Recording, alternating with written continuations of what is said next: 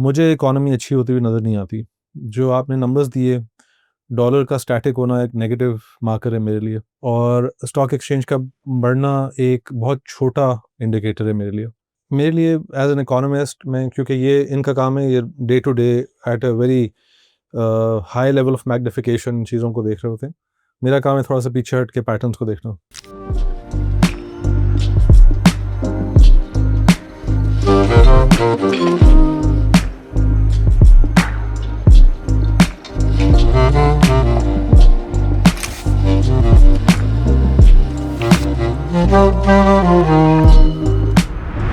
चलिए जी, स्टार्ट करते हैं। ये क्योंकि आपको भी उठा लेंगे मजलिस वालों को भी, हाँ, इसलिए नहीं, हम ऐसी बात करेंगे नहीं, हम तो शरीफ लोग हैं। नहीं, हम आपके प्लेटफॉर्म पे करेंगे तो वो आपको उठा लेंगे। ओह, हमारा एक दोस्त है, उसको उठा के ले गए को लोग, उसके हमारे कई प्लेटफॉर्म दोस्त पे बात उठा करते के दे चुके हैं। अच्छा, वो एक फरहान मिनट। उठाया, हाँ, फरहान को उठा के ले गए थे। ओह, वाह। आप जरा आपस में मजलिस करिए, मैं वहां बैठता हूँ ये तो चलो। काम खराब है। अच्छा, दिस आइडिया ऑफ ये वाली मजलिस मेरे ज़हन में इस तरह से आई कि हम लोग लास्ट टाइम डिनर पे मिले, डॉक्टर अली थे, और अली साहब से मुलाकात हुई। तो हमारी डिस्कशन जो एआई के ऊपर हो रही थी ना, that discussion was just beyond amazing. I ever बहुत मजा आया। इन दैट 5-10 इनसे हो रही मिनट्स। थी, मेरी से नहीं हुई थी। मेरे से आपकी ब्रीफली बड़ी 2 मिनट की तो उन्होंने कहा कि जो अली साहब, अभी तो आपने मुझसे बात की, जो अली साहब से बात होगी ना, ओह वो नेक्स्ट लेवल होगी। एआई पे, तो मैंने कहा एआई कि नहीं, इकोनॉमी इन जनरल, तो मैंने कहा कि economy, the effects of AI, may be job market, the universities where they are going, इन सब पे एक थोड़े से हम डिस्कशन कर लें, शायद इसमें से कुछ पॉइंटर्स हों जो कि ऑडियंस के लिए इंपॉर्टेंट हो। Most of the audience that listen to this majlis are students, are young graduates, जिनकी 1-2 साल की जॉब एक्सपीरियंस है, तो मोस्ट वो लोग हैं, या फिर सॉफ्टवेयर इंडस्ट्री के सीईओज। सो हमारी वेरी आईटी इंडस्ट्री फोकस्ड वो है। लेकिन वी हैव सम क्वेश्चन, और मेरा पर्सनल क्वेश्चन जो मेरा जाती है, जिससे मैं स्टार्ट करना चाह रहा हूँ। लेकिन उससे पहले अली साहब, बिजनेस रिकॉर्डर में आप होते हैं, अगर आप अपना इंट्रोडक्शन करवा दें। या बिजनेस रिकॉर्डर में, बिजनेस रिकॉर्डर के मेरा अपना इंट्रोडक्शन जो है, अगर आपको मैं ब्रीफ इंट्रोडक्शन दूँ तो मेरा बैकग्राउंड है, पढ़ाई मैंने इंजीनियरिंग की थी, ठीक है जी। उसके बाद मैं भट्टा का उलम चला गया, वहाँ से मैंने इकोनॉमिक्स पढ़ ली। ये कौन सा ईयर था? मैंने इकोनॉमिक्स इंजीनियरिंग 2000 में की थी। इकोनॉमिक्स जब मैं ग्रेजुएट 2004 में हुआ था, एमएस किया था वहाँ से। जहाँ पे मैं इनसे मुलाकात हुई मेरी 2003-4 में, 2002 से 4 तक उधर था, वहाँ पे इनसे भी मुलाकात हुई। फिर तब से इकट्ठे हैं, मुलाकात रहती है आगे पीछे। तो फिर उसके बाद से मैं कराची चला गया। ब्रीफली मैंने एक यूनिवर्सिटी में पढ़ाया था, बट वो वैसे ही थोड़ा सा था, गिफ्ट में वाला। तो उसके बाद मैं कराची चला गया, वहाँ पे फाइनेंशियल मार्केट में आ गया। इधर एक एसेट मैनेजमेंट कंपनी है, अबैमको के नाम से थी, जो आजकल जेएस इन्वेस्टमेंट होती है। आई सी। वो तो कुछ काम किया। फिर एक और एलेक्सिस सिक्योरिटीज़ था, उसके अंदर रिसर्च हेड था 2008 में। तो वहाँ से उसके बाद थोड़ा सा मार्केट में फ्लिप आया, तो I was jobless for few months. तो उस वक्त एक अपॉर्चुनिटी थी जी, बिजनेस रिकॉर्डर अखबार है, आपको पता ही है, बड़ा पुराना। तो वो एक कुछ रिसर्च अपना फंक्शन बनाना चाह रहे थे, कुछ इस तरह से कि जैसे एफटी में नेक्स्ट कॉलम आता है, उस तरह से कुछ वो अपना करना चाह रहे थे। तो उन्होंने कहा कि ये मुझे इंटरेस्टिंग लगा। मैं कहा चले ये कर लेते हैं कुछ, अभी मार्केट बुरी है, 6 महीने साल खुद को इधर पार कर लेते हैं, थोड़ा काम कर लेते हैं, उसके बाद पे कहीं चले जाएंगे, मार्केट में ज़रा बेहतर होगी तो वहाँ पे गया। वहाँ पे मज़ा आने लग गया काम का। बॉस बड़े मारे अच्छे थे, अल्लाह बख्शे, ये जो है ये अरशद ज़ुबैरी साहब ही पास्ट अवे अभी फ्यू मंथ्स बैक। तो वो उनसे बड़ा सीखा, बड़ा मज़ा आना शुरू हुआ। फिर आहिस्ता आहिस्ता अच्छा रहा। फिर 3 साल गुजर गए। 3 साल बाद मैं सोच रहा था कि स्विच करूँ, तो उन्होंने एक बड़ी मज़े की ऑप्शन दे दी मुझे। उन्होंने कहा कि मैं कराची में होता था, उन्होंने कहा कि आप लाहौर जाना चाहते हैं, लाहौर जाएँ और घर से काम करें। मैं वो शुरू कर दिया। 2012 से मेरा अब तो वर्क फ्रॉम होम है, much before the covid time. Okay. तो अब ये हो गया, मैं as a head of research आया था, वो करके डायरेक्टर रिसर्च हो गया, और भी चीज़ें कहते हैं, मैं करता नहीं। बट बीच में फिर ये हुआ कि जिम्मेदारियाँ बढ़ती नहीं, जर्नलिज्म इतने पैसे नहीं देता, बट उन्होंने आज़ादी बड़ी अच्छी दी हुई थी, तो साथ कोई कंसल्टिंग शुरू कर दी। कुछ कंसल्टिंग कोई ये डोनर एजेंसीज के साथ एक काम किया करता था। फिर डोनर के पैसे पूसे कम हो गए, फिर डोनर का वो एक मिजाज भी फ़र्क था। फिर मैं, और वहाँ पे करने वाले लोग बहुत थे, इन जैसे घाक किस्म के इकोनॉमिस्ट। तो फिर मैं एक और काम में आ गया, जो मार्केट में लोग कर नहीं रहे थे, कि वो मैंने खुद ही नीश क्रिएट करने की कोशिश की, कि वो इकोनॉमिक इंटेलिजेंस की और एडवोकेसी की। तो अब मैं प्राइवेट सेक्टर में कंपनी, बड़े बैंक के बोर्ड हो गए, एमएनसीज के हो गए, उनको इकोनॉमिक इंटेलिजेंस देता हो कैपिटल मार्केट में। मतलब एक तो होता है कि इकोनॉमिक आपको पता होता है कि चीज़ें क्या हो रही है, फिर कुछ इन्फॉर्मेशन होती है क्योंकि मेरा प्रोफेशन ऐसा है तो उसके हिसाब से उनको एक आउटलुक बना के रेगुलर दे रहा होता हूँ। फिर कुछ होते हैं चीज़ें एडवोकेसी की, जो एक पीआर बड़ी फ़र्क चीज़ है, एडवोकेसी बड़ी फ़र्क चीज़ है। तो इकोनॉमिक एडवोकेसी जो है उस पे मेरे को क्लाइंट्स है। तो इस तरह की, और फिर इनके जैसे कभी-कभार कोई दोबारा भुने भटके दे देते हैं काम तो वो भी कर लेते हैं। तो वो टीम है मेरी, तो बस वो ये चल रहा है। सही। तो ये सबसे इम्पोर्टेंट क्वेश्चन जो कि मेरे ख्याल से सारे ऑडियंस वाले सुनना चाहेंगे और आजकल बहुत मिसिंग है, 15 साल टिक के एक जगह पे काम कैसे कर लिया? यही बता रहा हूँ ना, इसी तरह किया मैंने 15 कि साल का। अगर उन्होंने रिमोट अलाउ किया और आप मैं 3 फ्लेक्सिबिलिटी साल बाद मैं वो वहाँ से जो है वो आ गया, और रिमोट अलाउ किया तो उसके बाद से आज़ादी हो गई। जो काम मैं दफ्तर में 8-9 घंटे लगते थे वो घर में बैठ के 4 घंटे में भी काम होना शुरू हो जाता था, और टाइम बच जाता था। फिर उस टाइम में आप कुछ और कर सकते थे, तो वो टाइम एन्जॉय करता था। फिर बाद में जैसे-जैसे वो ज़रिए माश की ज़रूरत पड़ती रही, मेरी शादी हो गई, फिर बच्चे हो गए, तो वो पैसों की ज़्यादा ज़रूरत पड़ती थी, तो उस काम में दूसरा काम करना शुरू कर दिया। और करता रहा, बीच में और 1-2 ऑप्शन आई और जगहों से। अभी भी रिसेंटली बड़ी एक अच्छी ऑप्शन थी, वो 4 मल्टीप्लाई बाय 4 ऑफ़र कर रहे थे, जो मैं ज़्यादा हाँ। नहीं ले रहा हूँ, बट मैंने वो ऑफ़र वो कर दी दुबई He's a में। bad तो economist. जो Multiply by 4 पे भी get very वो economist. क्योंकि वो नहीं, वो इकोनॉमिक्स इन द सेंस कि वो बाकी मेरी दाई-बाई से थोड़ी बहुत चीज़ें आ जाती है, उधर से कुछ मुनासिब हो जाता है। बाकी ये है कि वो अपना जो टाइम है, अपने हिसाब से जो करते हैं, उसका बड़ा फ़र्क पड़ता है। तो वो चीज़ें सारी थी, तो मुझे तो ये लगा कि मुझे सूट कर रहा है, और उसमें डायनामिज़्म थोड़ा बहुत आता रहता है। कोई दाएँ का काम पकड़ लिया, कोई बाएँ का काम पकड़ लिया, कोई ये कर लिया, कोई वो कर लिया। आप अपनी रूटीन में कोई पैशन है, उस पैशन पे चले गए, कभी किसी चीज़ का पैशन हुआ, कभी किसी चीज़ का पैशन हुआ। सही। डॉक्टर साहब। मैं अपने तारुफ से पहले इनका मज़ीद तारुफ कराना चाहता हूँ कि ये इन्होंने थोड़ा मॉडेस्टी से काम लिया है। हाँ। I think Ali is considered one of the best people in the country in understanding the ground realities of the economy. आपको कोई मेरे ख्याल है इकोनॉमी का सेक्टर ऐसा नहीं है जिसके अंदर जो लोग ऑन द ग्राउंड काम कर रहे हैं वो ना मिलें, जिनकी इनसे हफ्ते में एक कम से कम गुफ्तगू नहीं होती। वाओ! सो हम सब के सब जो हैं वो इनके पास आते हैं कि आजकल इकोनॉमी में क्या हो रहा है। तो माशाल्लाह he is done really well. मेरा अपना तारुफ लम्स का अंडरग्रेड किया, जिस तरह इन्होंने कहा कि तब इनसे मुलाकात हुई। मेरे टीचिंग असिस्टेंट थे एक कोर्स में, इंस्ट्रक्टर थे। उसके फ़ौरन बाद मास्टर्स नहीं किया, पीएचडी में गया। पीएचडी मैंने एक्सपेरिमेंटल इकोनॉमिक्स में की।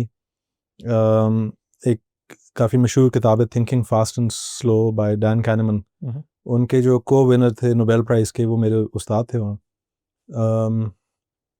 उसके फ़ौरन बाद जब पीएचडी ख़त्म की तो अगले महीने में वापस पाकिस्तान आ गया, बिकॉज़ हमेशा से इरादा था आने का। आया और जो पढ़ा था पीएचडी में वो लगा कि पाकिस्तान में उसकी रेलेवेंस इतनी नहीं है, और उसके बाद फिर अपने आप को रीइन्वेंट किया, थोड़ा सा पाकिस्तान स्पेसिफिक टॉपिक्स पढ़ना शुरू किए। For about 10 years I studied the economics of governance in Pakistan using specialised tools methods. बीच में 2 साल पोस्ट डॉक्टरेट के लिए गया, और फिर एक पॉइंट पे ख़ास तौर पे 2018 में जब इकोनॉमिक क्रैश आया तो मुझे लगा कि शायद हम लोग एकेडेमिया के अंदर पाकिस्तान के मसाइल को हेड ऑन नहीं टैकल कर रहे, हम अपनी बहुत रिगरस लेकिन बारीक अपने सवालों के अंदर रहते हैं। तो तब से फिर थोड़ा सा ज़्यादा पब्लिक स्पीकिंग और आप कह लें current affairs of the economy पे ज़्यादा काम शुरू किया। एंड आई थिंक सो, और इसके साथ साथ फिर कुछ ना कुछ इंस्टीट्यूशनल एफिलिएशन वगैरह ऐसी क्रिएट की हैं जिसमें ऑन द ग्राउंड असरअंदाज थोड़े छोटे लेवल पर हो सकूं। So I think that's my story. Make sense. सो आपने ये बात की कि अली साहब का बड़ा ग्राउंड रियलिटी पे बड़ा वो है। एक चीज़ जो मुझे पर्सनली आजकल बहुत कंफ्यूज कर रही है, ये पिछले 1-2 साल में जो जब से नई गवर्नमेंट आई है, everything is just seemingly very positive. All the indices that we can follow are just very very positive. And now you would think कि जिस जो चीज़ों को हम और आम आदमी या बिजनेसमैन ट्रैक करता है कि यार डॉलर का रेट बड़ा फिक्स हुआ है तो हमें स्टेबिलिटी नजर आ रही है, स्टॉक मार्केट ऊपर जा रही है, उसमें भी सही चला रहा है। Although we don't have the unemployment numbers official, I don't think there is any official unemployment numbers in Pakistan, so we don't know that. But everything else seems very positive. ये क्या एकदम हो गया है, और happen to be के foreign relations भी बड़े कमाल चल रहे हैं और टैरिफ्स भी हमारे सबसे कम हुए हैं, मतलब क्या पाकिस्तान का कोई सीन ऑन हो गया है, मतलब क्या सीन है ये? देखें, इस चीज़ के दो मुख्तलिफ पार्ट्स हैं जो आपके सवाल के हैं, उनको मैं उसी तरह उसका जवाब देता हूँ। प्लीज। पहले दूसरे पार्ट का जवाब दे देता हूँ कि जी ये फॉरेन रिलेशन बेहतर हो गए हैं, उसमें पाकिस्तान का क्या हो गया। This is one thing. और जो दूसरी बात है वो बहुत अदर है, बिल्कुल ठीक है। इंटरलिंक्ड नहीं है वो, अच्छा, इंटरलिंक नहीं है ये। इंडिपेंडेंट है, टू एन एक्सटेंड इंडिपेंडेंट है। ठीक। ठीक है। ये मुझे लगता है कि पाकिस्तान का जो है ना नंबर आ गया है पिछले कुछ 6 महीने की डेवलपमेंट देख के। देखें, पाकिस्तान नंबर आ जाए। मैं आपको इसको एक्सप्लेन करता हूँ आपको कि आप 1990s के अंदर से एक बहुत सारे मुल्कों ने डेवलपमेंट की। ठीक है जी। ये जिन्हें हम डेवलपिंग कंट्रीज कहते हैं, इसमें आपको फार ईस्ट से कुछ मुल्क निकाल देंगे, इंडोनेशिया, ठीक है, मलेशिया, थाईलैंड, ठीक है, साउथ कोरिया, चाइना, थोड़ा उससे ज़्यादा थे, ये सारे मुल्क भी आए। फिर आपको यहाँ पे हमारे रीजन में इंडिया, बांग्लादेश, इनको आपने देखा ग्रो करते वक्त। ठीक है। Pakistan somehow missed the bus. और उससे पहले Pakistan was performing better than these countries. उसके बाद से पाकिस्तान नीचे आता रहा, स्पेशली इंडिया बांग्लादेश से तो वो काफ़ी नीचे आ गया। अच्छा, बाकी मुल्कों में और पाकिस्तान के डीएनए में बड़ा फ़र्क है, तो उससे हम कंपैरिजन नहीं कर सकते, बट इंडिया बांग्लादेश से हम थोड़ा बहुत कंपैरिजन कर सकते हैं क्योंकि हमारी काफ़ी चीज़ें कॉमन है इन दोनों मुल्कों के साथ। तो ये डेवलप कर गए, हम नहीं कर पाए। ठीक है जी। हमारे इकोनॉमिक रिफॉर्म्स का ना होना और ये पॉलिटिकल इंस्टेबिलिटी और एक इंस्टीट्यूशन का बहुत ज़्यादा डोमिनेंट होना versus the other, of course ये सारा कंट्रीब्यूट कर रहे थे हमारी डिग्रेडेशन में, और वो चीज़ें आज भी वैसे ही हैं। और इस पे मैं पहली बात का जवाब जब आएगा उस वक्त आऊँगा। लेकिन एक और चीज़ थी कि पाकिस्तान को पुश किया जा रहा था, specially from India since 2008, specially since 2008, कि पाकिस्तान को कहीं पे मौका ना मिले और पाकिस्तान जो है और पीछे ड्रैग होता जाए। ठीक है, तो हमारी अपनी गलतियों का बोझ था, साथ वो भी ड्रैग कर रहा था। This all I would say कि वो मुंबई अटैक के बाद ये चीज़ें बढ़ गई थी जो 2008 में हुआ था। एक नॉन इकोनॉमिक एग्जांपल देता हूँ कि उसके बाद ये एक कहते हैं, ये बात ज़ाहिर है लिखी कहीं नहीं होती, कि फैसला हुआ कि जी पाकिस्तान के अंदर से क्रिकेट ख़त्म करनी है। और वो श्रीलंका वाला जो इंसिडेंट हुआ, सारा कुछ हुआ, पाकिस्तान के अंदर से क्रिकेट ख़त्म हो गई और फिर पाकिस्तान की क्रिकेट टीम भी आहिस्ता-आहिस्ता किस तरह ज़वाल पज़ीर होती रही। उसमें इंडिया का बड़ा रोल था। इस तरह से पाकिस्तान एफएटीएफ की ग्रे लिस्ट में आया, और ग्रे लिस्ट में आके उसको निकलने में बहुत मुश्किल हुई और बहुत टाइम लगा। और उसमें कुछ चीज़ें हमारी थी, बट बहुत सारी चीज़ों को हम बहुत करीब से इस ग्रे लिस्ट के एलिमेंट्स को देखते थे, बाकी मुल्क किस तरह निकलते थे, किस तरह निकलते थे, तो नज़र आता था कि पाकिस्तान को इसमें ड्रैग किया गया है, नहीं निकलने दे रहे। ठीक है। फिर यूएस पाकिस्तान के अंदर यहाँ पे था, वो उसका फैसला हो गया हुआ था 2013-14 तक कि उसने अफगानिस्तान से एक निकलना है, और पहले से सोचते थे। और पाकिस्तान के साथ यूएस का मिसट्रस्ट ऑन अफगानिस्तान बढ़ता जा रहा था, और इंडिया उसको, जाहिर बात है, उसको प्ले भी कर रहा था, सारा कुछ है, वो चलता रहा। और पाकिस्तान एकदम बिल्कुल वो ड्रैग करके रहा, पीछे आता रहा। अच्छा, ये अगर इवन मिडल ईस्ट वगैरह, इनके ऊपर भी हम ज़्यादा कुछ नहीं कर सके। चाइना पे हमारी सिर्फ रिलायंस थी थ्रू आउट। हम टोटल चाइना के साथ हमने सीपेक भी किया, उसी में अच्छी है, बुरी है, क्या चीज़ है। बट पाकिस्तान के अंदर 2008 के बाद अगर कोई इन्वेस्टमेंट कहीं से आई है तो वो चाइना से आई है। पाकिस्तान के पावर प्लांट्स जब 2013 में, जब अब आज लाहौर में 16-16 घंटे की लोड शेडिंग थी, तो एडीबी, वर्ल्ड बैंक कोई फाइनेंसिंग नहीं कर रहा था उस वक़्त, इस वक़्त यहाँ पे। उस वक़्त चाइना ने आया और चाइना ने वो सारे पैसे लगाए और सारा कुछ लाया। ज़्यादा लगाया, कम लगाया, अच्छा था, बुरा था, ये एक टोटल डिफरेंट डिबेट है, इस पे हम बात कर सकते हैं, बट वो लगा। वो सारा कुछ प्रोसेस हुआ।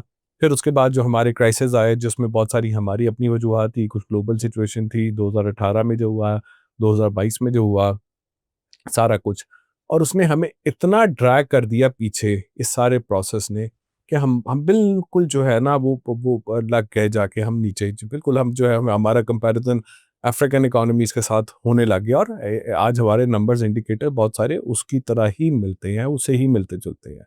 वो सारा कुछ हो गया, क्रेडिबिलिटी बड़ी कम हो गई। ये और हमारे चाइना के साथ रिलेशनशिप बड़े अच्छे रहे, बट हम भी उस पे शक करते थे यार कि रिलेशनशिप कितने अच्छे हैं, कितने अच्छे, चाइना के हम पैसे नहीं देते हैं, सीपैक के अंदर हम आगे पीछे कर रहे हैं, वो चाइना के लोग बिजनेस के जिनसे हमारी कम्युनिकेशन होती है वो नाराज फिरते हैं, तो कि चाइना पाकिस्तान रिलेशनशिप वो आयरन क्लैड और ये सारा कुछ है भी कि नहीं है, वी वर डाउटिंग दैट।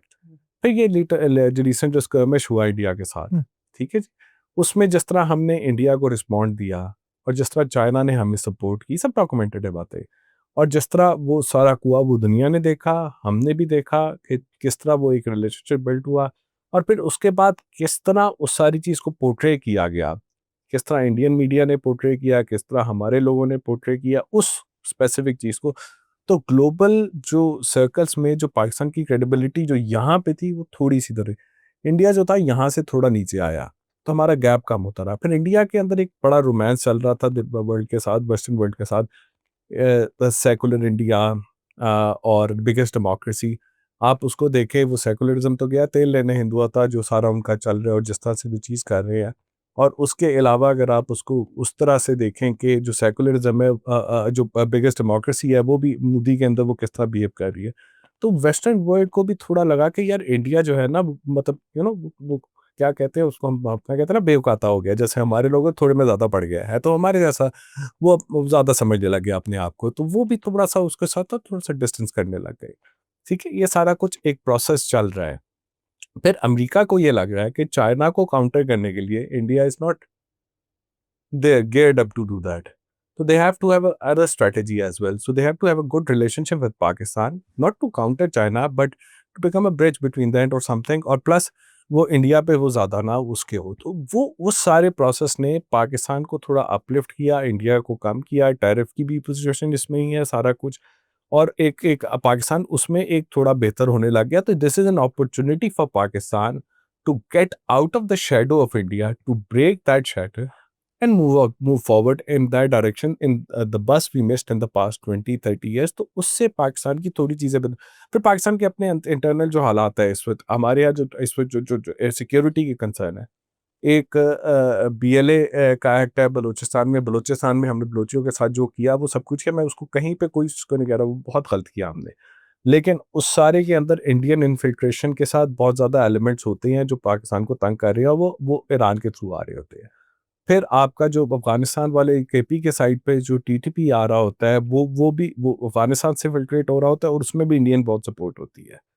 अब इन दोनों सपोर्ट को मैं कम होता देख रहा हूँ। एक तो अफ़गानिस्तान ये ईरान में जो हुआ इस वक़्त इज़राइल के साथ, उसमें इस बेसिकली ईरान के अपने अंदर के लोग इन्वॉल्व थे, जो उनके अपने थे, वो किधर से आए थे? वो इंडिया से आए थे। वही इंडिया से इधर भी आ रहे थे, तो वो इन्फिल्ट्रेशन मुझे कम होती नज़र आई।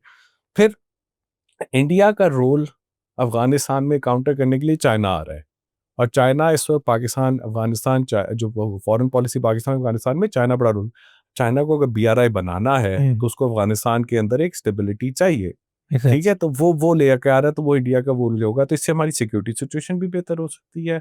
फिर हमारी माइंस एंड मिनरल्स और बहुत सारे वो जो एलिमेंट्स हैं जो नहीं एक्सप्लोर हो सके, जिसको अभी करने की है, उसमें अमेरिका का इंटरेस्ट बहुत रियल है। आई एम टेलिंग यू, ये पाकिस्तान के टॉप बिजनेसमैन पाक लोग दे थिंक जो इस माइनिंग के अंदर है, नॉट आर्मी और गवर्नमेंट, कि दिस इज रियल, और अफगानिस्तान के और ये जो रिकोडेक और इस सब के अंदर और बाकी जो भी है रेयर अर्थ मेटल, इनके अंदर और अमेरिकन इन्वेस्टमेंट आ रही है। और रिकोडेक के अंदर भी आप देखें, बैरक गोल्ड के अलावा सऊदी अरेबिया हट गया, और इसमें आप देख लीजिएगा अमेरिकन इन्वेस्टमेंट आ जाएगी। और सीइंग दैट इस वक्त चाइना ने बड़ा इस वक्त एक एग्रेसिवली आ रहा है कि जी because there other area Saindak और उधर और एरियाज भी हैं कि जहाँ पे वो माइनिंग का इंटरेस्ट है। ये this I am talking about as of now, कि चाइना इस वक्त बड़ा कीन इंटरेस्ट ले रहा है, तो वो सारी सिचुएशन भी एक नज़र आ रही है, और उसको काउंटर करने के ये इंडियन एलिमेंट्स वीक होते जा रही हैं। तो दैट इज़ वेयर आई सी कि ये चीज़ें थोड़ी बेहतर हो रही हैं, और ये पाकिस्तान का नंबर आ रहा है, और जो एक्सटर्नल फैक्टर्स जो पाकिस्तान के अगेंस्ट काम कर रहे थे, परहैप्स वो पाकिस्तान की फेवर में काम करेंगे। That is the part of 2 answer. Let's come to the part 1 where the story is not that rosy and it's a rather gloomy story। यार बात यह है कि पाकिस्तान की इकोनॉमी एक साइकिल में मूव कर रही है, एक बूम और बस्ट साइकिल है, ठीक है जी। अगर हम 2000 से आगे लेके चलें, उससे पहले भी कुछ ऐसा था, बट 2000 से आगे चलें, हमारा जो सबसे बड़ा बूम है पिछले 25 साल में, मुशर्रफ साहब के टाइम पे आया 2002 से 2007 तक के दरमियान, ठीक है, जिसमें आपने 4-5 साल 5% की ऑन एवरेज ग्रोथ देखी थी, जिसमें आपकी फॉरेन डायरेक्ट इन्वेस्टमेंट जो है $5-6 billion to 3-4% of GDP, even 5% of GDP तक भी किसी साल में आई है। ठीक है जी। और उस वक्त आपके इकोनॉमी में एक लग रहा था कि ग्रो कर रही है, बाहर से लोग भी पाकिस्तान में आ रहे थे, और यहाँ पे मतलब हम कराची में जाते थे, वहाँ पे हमारा फोरम में ऑफिस होता था, वहाँ लंच करने जाते थे तो बहुत सारे गोरे और इस तरह के लोग भी नज़र आने शुरू हो गए थे। दैट वाज अ टाइम जबकि ये चीज़ें हमारी अच्छी नज़र आ रही थी सारा कुछ। ठीक है जी, वो बस्ट हुआ 2008 के अंदर। ठीक है, उसके बाद जो है हमें एक हमें थोड़ा बूम मिला 2014 की ऑयल प्राइसेस नीचे आने के बाद 2 साल हमें कुछ 5-6% की ग्रोथ मिले।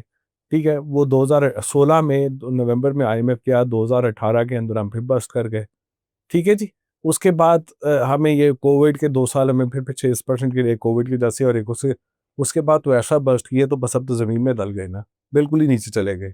ठीक है ना, बॉटम ऑफ द पिट पे हम जाके लग गए कि हमें लगता है, वैसे पता नहीं बॉटम क्या होता है, बट हमें यह लगता है कि हर दफ़ा के बॉटम ऑफ द पिट पे आ रही है, बट वी नेवर नो कि कितना और नीचे जा। तो वो उसके बाद, अब उसके बाद जब ये 2023 के बाद जब हम ये स्टेबलाइजेशन फेज़ में आए, तो अब उस पे मैं अब आया, तो हम इस शॉर्ट पीरियड पे आए थे। आपकी एक साल इन्फ्लेशन आई 30%, दूसरे साल इन्फ्लेशन आई 24%। आपकी 2.5 से 3 साल में फूड प्राइसेस डबल हो गई। ये मैं आपको सीपीआई के रिकॉर्डेड इंडेक्सेस बता रहे हैं। बिल्कुल these are the recorded number. Actual लोग कहते हैं इससे ज्यादा होती है, और हो सकता है इससे ज्यादा हो, मुझे खुद इससे ज्यादा फील होती है टू बी ऑनेस्ट। ठीक है ना, as a person, but these are the recorded numbers. ठीक है, उससे हम सबके लाइफस्टाइल एडजस्ट हो गए, सब कुछ चेंज हो गया और काफी पीछे आ गए। ठीक है, अब उसके बाद जब इतनी इन्फ्लेशन होती है, इतनी मैसिव परचेजिंग पावर इरोजन होती है, इतने हाई इंटरेस्ट रेट हो जाते हैं, 22% पे इंटरेस्ट रेट हमारे चले गए थे, and it went there for 1 year. तो उसके बाद एक नेचुरल स्लो डाउन आता है इकोनॉमी, वो साइकिल जो है ना वो स्टेबलाइजेशन में जाती है। अब उसके बाद इन्फ्लेशन टूट गई आपके साथ, पिछले साल ये जो साल खत्म हुआ है 4-4.5% इन्फ्लेशन रही, इस साल भी आपको वो 5-8% पे से ज़्यादा इन्फ्लेशन नहीं नज़र आ रही। इन्फ्लेशन टूट गई, इन्फ्लेशन टूट गई तो हमने इंटरेस्ट रेट नीचे ले आए, इंटरेस्ट रेट हम 22 से 11% पे आ गए। अच्छा, करेंसी की बात करें तो जी 2018 में करेंसी 100 रुपये पे थी। ठीक है ना, 2018 से 2023 तक 100 से 300 का सफ़र डाउन किया ना। जब इतने थोड़े टाइम में जब आपकी करेंसी इतनी गिरती है तो उसमें स्टेबलाइजेशन आना कोई ऐसी बड़ी बात नहीं है। आई सी। तो 2 साल से वो भी स्टेबल हो गई। अच्छा है, बुरा है, होना चाहिए, नहीं होना चाहिए, दैट्स बिसाइड्स द पॉइंट। वो स्टेबल हो गई, वो स्टेबल चल रही है, सही है। ये चीज़ें चल रही हैं। लेकिन स्टॉक मार्केट का मार्केट कैप, अच्छा, स्टॉक मार्केट की बात होती है। स्टॉक मार्केट की मार्केट कैप की आपने बात की थी कि स्टॉक मार्केट 2016 के बाद, ठीक है जी, उसने 52,000 का नंबर भी शायद उस वक्त कभी दिखाया था, जो उसका उस वक्त पीक था। 2016 के बाद वो 2024 तक या 23 के कुछ वक्त तक नहीं चली मार्केट। उसकी री रेटिंग होनी थी, मार्केट कैप उस वक्त $100 बिलियन की थी, वो कम हो गई। कंपनीज की रिप्लेसमेंट वैल्यू देखे तो उसे कई गुना ज्यादा थी वर्सेस उसकी प्राइस, वो आहिस्ता आहिस्ता बढ़ती गई। 50,000 से लाख पे गई, लाख से 1.5 लाख पे आ गई है। अब लेटली जो पिछले कुछ महीनों में एक स्टॉक मार्केट को एक बड़ा फोकस तरीके से चलाया भी जा रहा है, बड़ा फोकस तरीके से चलाया जा रहा है। आप इस बजट के अंदर देखें, इस बजट के अंदर आप टैक्सेशन को देखें, रियल एस्टेट के ऊपर टैक्सेशन खत्म नहीं हुई। फिक्स्ड इनकम, आप अगर बैंक के अंदर डिपॉजिट डालते हैं तो उस पर आपका टैक्स रेट बढ़ गया। अगर आप फिक्स्ड इनकम म्यूचुअल फंड में डालते हैं उस पर टैक्स बढ़ गया। स्टॉक मार्केट इन्वेस्टमेंट डायरेक्ट और इनडायरेक्ट थ्रू म्यूचुअल फंड, उस पर टैक्स पे कोई फर्क नहीं आया। Make sense. You pushing the liquidity to the market, I see. और कहीं पे ना जाएं आप इस मार्केट। नंबर 1, ठीक है जी। नंबर 2, आप इस स्टेट और जो कंपनीज हैं, स्टेट लाइफ का है और दूसरी हैं, और ये जो जिनके बड़े बड़े पोर्टफोलियो होते हैं स्टॉक मार्केट में, they are deliberating not letting the market to. तो वो स्टॉक मार्केट को एक पंप भी किया जा रहा है एज एन इंडिकेटर, और एक जेन्युइन उसमें ग्रोथ भी आई है। बट इस सब के बाद इस कमरे में ये 5-6 लोग बैठे हैं, क्या इनमें किसी के घर के हालात इतने अच्छे हुए हैं? आपके आपके आपके आपके किसी के हालात अच्छे हुए हैं? मेरा नहीं ख्याल किसी के इतने हालात अच्छे हुए हैं कि जो 2022 के अंदर जिसके जो हालात थे आज शायद वो उससे कम ही है। ऐसा ही है, मेरा ख्याल है ऐसा ही है लोगों का। ठीक है ना, तो वो एडजस्टमेंट नहीं हुई, लोगों के जो लाइफस्टाइल एडजस्ट होके नीचे आ गए हैं ना, अभी तक वो रिवाइव भी नहीं हुए हैं। एम्प्लॉयमेंट के आपने कहा नंबर नहीं आए, इस वक्त अनएम्प्लॉयमेंट इस वक्त शायद मुल्क के अंदर पिछले 20 सालों में सबसे ज्यादा है। Oh wow, unemployment, under employment सबसे ज्यादा है। ये मैंने कहीं और देखा कि जीडीपी ग्रोथ ऑफिशियल नंबर, जिसको थोड़ा ओवरस्टेट भी किया जाता है, ऑफिशियल नंबर पिछले 3 सालों की ट्रेलिंग ग्रोथ जो रही है ना एवरेज, वो 1.6% रही है, which is the lowest since 1952। Lowest growth since 1952, 3 साल के ही पिछले हमने देखे हैं। हाईएस्ट इन्फ्लेशन देखी है हमने। तो उसके बाद तो मतलब जो है ना कि वो मरे को भी थोड़ा सा जो है ना उसको भी वो रुक जाता है। जब किसी को बहुत ज्यादा मारे, बहुत ज्यादा करे ना, उसके बाद कहते हैं यार 2-4 घंटे इसको खाना ना तो मारी ना जाए, तो वो सांस ले रहा है उस तरह का। तो ये सिचुएशन चल रही है, बट जो ग्लोबल हालात अच्छे चल रहे हैं और अगर को हम रिफॉर्म कर लेते हैं, जो कि अभी तक हमने नहीं की है, तो शायद हम बेहतर हो जाए। ये आपकी बात मुख्तसर से सवाल का तफसील makes sense. This helped me a lot. So, Dr. Saab, जरा आप मतलब what is the biggest blind spot the Pakistan leadership is ignoring right now? So, what I was gathering from your what you just said कि यार जैसे take पे invest हो रहा है, बाकी सब पे इन्वेस्ट हो रहा है, शायद अब शायद मिनरल पे सीरियसनेस दिखानी चाहिए। क्या ब्लाइंड स्पॉट है आपके ख्याल से कि जिस पे फोकस होना चाहिए? बिस्मिल्लाहिर्रहमानिर्रहीम। सबसे पहले तो आई थिंक अली जिस तरह बयान कर रहे थे जो डिटेल्स में चीज़ें, वो हम सब ने उन चीज़ों को होते हुए देखा, लेकिन जो एक उससे हम हासिल क्या करते हैं, जो हमारा अंडरलाइंग नैरेटिव है, उस पे शायद हम थोड़ा सा एक दूसरे से डिफरेंट तरीके से देखते हैं। अमेजिंग। मेरे लिए एज एन इकोनॉमिस्ट, मैं क्योंकि ये इनका काम है, ये day to day at a very high level of magnification चीज़ों को देख रहे होते हैं। मेरा काम है थोड़ा सा पीछे हट के पैटर्न्स को देखना। मुझे इकोनॉमी अच्छी होती हुई नज़र नहीं आती। जो आपने नंबर्स दिए, डॉलर का स्टैटिक होना एक नेगेटिव मार्कर है मेरे लिए, ओके। और स्टॉक एक्सचेंज का बढ़ना एक बहुत छोटा इंडिकेटर है मेरे लिए। ओके। उसकी वजूहात में मैं आ सकता हूँ, और उसके अलावा मैं आपको 4 या 5 और इंडिकेटर्स ऐसे दिखा सकता हूँ जिसके अंदर हमारे पास इम्प्रूवमेंट नहीं आई।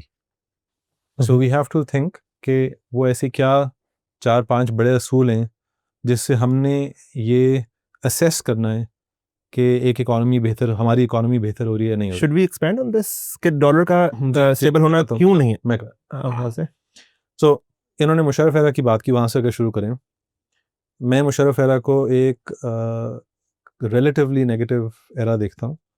उसके अंदर कुछ पॉजिटिविटीज़ थी जो कि सबको नज़र आती हैं। There was substantial growth, there was stability, GDP growth. I think उस एरा में तकरीबन जीडीपी का साइज़ डबल से ज़्यादा हुआ। लेकिन स्ट्रक्चरल रिफॉर्म्स नहीं हुए। स्ट्रक्चरल रिफॉर्म हम किस चीज़ को कहते हैं? पाकिस्तान में 3-4 बड़े मसाइल हैं जिसका हल हमें किसी हुकूमत ने नहीं दिया। पहला है एक्सटर्नल सेक्टर, यानी हमारा इंपोर्ट्स वर्सेस एक्सपोर्ट्स का इम्बैलेंस। मुशर्रफ एरा में इंपोर्ट्स और एक्सपोर्ट्स में गैप बढ़ा, और उसके बढ़ने की एक बड़ी वजह ये थी कि डॉलर को उन्होंने 4 साल 60 पे रखा हुआ था। वो आज ही सुबह में उनके एक मिनिस्टर से डिस्कशन कर रहा था, ये आर्ग्यू कर रहा था कि वो जो 60 पे रखा, अगर आप एक डॉलर को एक जगह पे स्टैटिक रखते हैं और मुल्क में आपके इन्फ्लेशन है, तो रुपये की कदर कम हो रही है। इसका मतलब है कि आप डॉलर को चीपन कर रहे हैं इन रिलेटिव टर्म्स। तो जब डॉलर चीपन होगा तो इंपोर्ट्स ज़्यादा होंगी, एक्सपोर्ट्स कम होंगी। और मुशर्रफ एरा में हमने ये देखा कि एक्सपोर्ट्स टू जीडीपी रेशो गिरा compare to even the 90s, जो कि कहते हैं बहुत बुरा डेकेड था। उसके मुकाबले मुशर्रफ एरा के अंदर एक्सपोर्ट्स टू जीडीपी कम हुआ। अफान आप बताएंगे कि अगर डॉलर को चीप रखेंगे तो क्यों इंपोर्ट्स बढ़ेंगी? Sorry ma'am. अगर डॉलर सस्ता है जी, तो आपको लेट्स से कि एक आइटम लेनी है, वो आपने 100 रुपए में लेनी है, 300 रुपए में। Make sense. सॉरी। तो हमने ये देखा कि 2008 में मुशर्रफ के जाने के 6 महीने के अंदर अंदर या साल के अंदर अंदर जो उनके एरा में स्टॉक एक्सचेंज चढ़ी थी, वो सारी कोलैप्स होकर वापस उनके स्टार्टिंग एरा पॉइंट तक आ गई। सही। और डॉलर जो है वो 60 से 86 पे गया एक साल में। सो ऑन मेनी मेट्रिक्स हमने एक्सटर्नल सेक्टर वहाँ बिगाड़ा। इसका दूसरा जो हमने एपिसोड देखा वो 2013 से 2017 तक इसाक डार ने डॉलर 100 पे रखा हुआ था, जिस दौरान अगेन एक्सपोर्ट्स हमारे कोलैप्स किए तकरीबन 12% से तकरीबन 8% ऑफ जीडीपी, और इंपोर्ट्स बढ़े। तो उस ज़माने में आपको याद होगा कि हर बंदा जो है वो lot of people were doing this कि कंटेनर मंगवाया चाइना से और मार्केट में एक 4 मरले की दुकान में सामान रखा, चाहे वो आर्टिफिशियल प्लांट्स हैं, चाहे वो पेट फूड है, चाहे यू नेम इट, लाइटें, ये वो सब हर घर के अंदर एलईडी लाइट्स चाइना से आ रही, हर चीज़ चाइना से आ रही। तो कारोबार का तरीका ये था कि चाइना से चीज़ मंगवाओ और बेचो, और एक्सपोर्टर जो है उसको इंसेंटिव नहीं मिला बिकॉज रिलेटिव टर्म्स में एक्सपोर्ट करने का इतना फ़ायदा नहीं रहा। तो अक्सर एक्सपोर्टर्स ने उस ज़माने में एक प्रैक्टिस शुरू की जो आज तक चलती है, विच इज़ कि आप अपना पैसा दुबई में रखना शुरू हो गए। और मौजूदा वक्त पे आज तक हम ये प्रैक्टिस चला रहे हैं कि अब 280 पे हमने रोका हुआ है। मैं जिस साल पैदा हुआ था डॉलर 14 रुपये का था, और तब से आज तक इसका मैं इसका एग्जांपल आपको ऐसे देता हूँ कि एक आप डॉक्टर हैं, तो आप उनको जाके कहते हैं जी अच्छा मैंने एक बंदे की कार्डियक हेल्थ ठीक करनी है। कहते हैं अच्छा कार्डियक हेल्थ के लिए इंपॉर्टेंट है कि आपका पल्स रेट जो है वो अच्छा हो।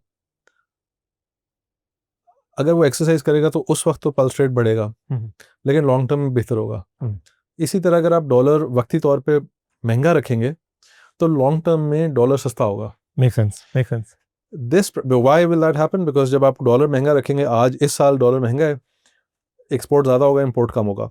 लॉन्ग टर्म में डॉलर सस्ता क्यों होगा? क्योंकि आपका ट्रेड इम्बैलेंस बेहतर है, तो प्रेशर्स कम होंगे डॉलर के बढ़ने पे। मेक सेंस, डेफिसिट कम हो जाएगा।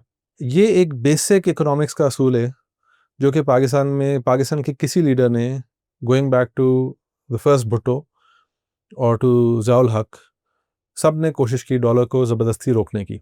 Benazir did this, Nawaz Sharif did this, Imran Khan did this, every single ruler of Pakistan, every military leader, उसने कहा कि हम आज डॉलर को सस्ता रखें। तो पाकिस्तान का पहला मिसमैनेजमेंट का आपको जो एक मेयार है मेरे लिए, वो ये है कि हमने डॉलर को मिसमैनेज किया, एक्सटर्नल सेक्टर में मिसमैनेज किया। आज तक पाकिस्तान ने कंसिस्टेंटली ट्रेड सरप्लस नहीं चलाया। तो you show me a 5 year era जिसके अंदर ट्रेड सरप्लस या इवन ट्रेड बैलेंस है, वो नहीं। मेक सेंस, हमेशा डेफिसिट है। ये पहला मसला है। दूसरा मसला ये है कि पाकिस्तान ने जो this is the external sector, domestically government ने कभी भी अपनी बुक्स बैलेंस नहीं की। ठीक।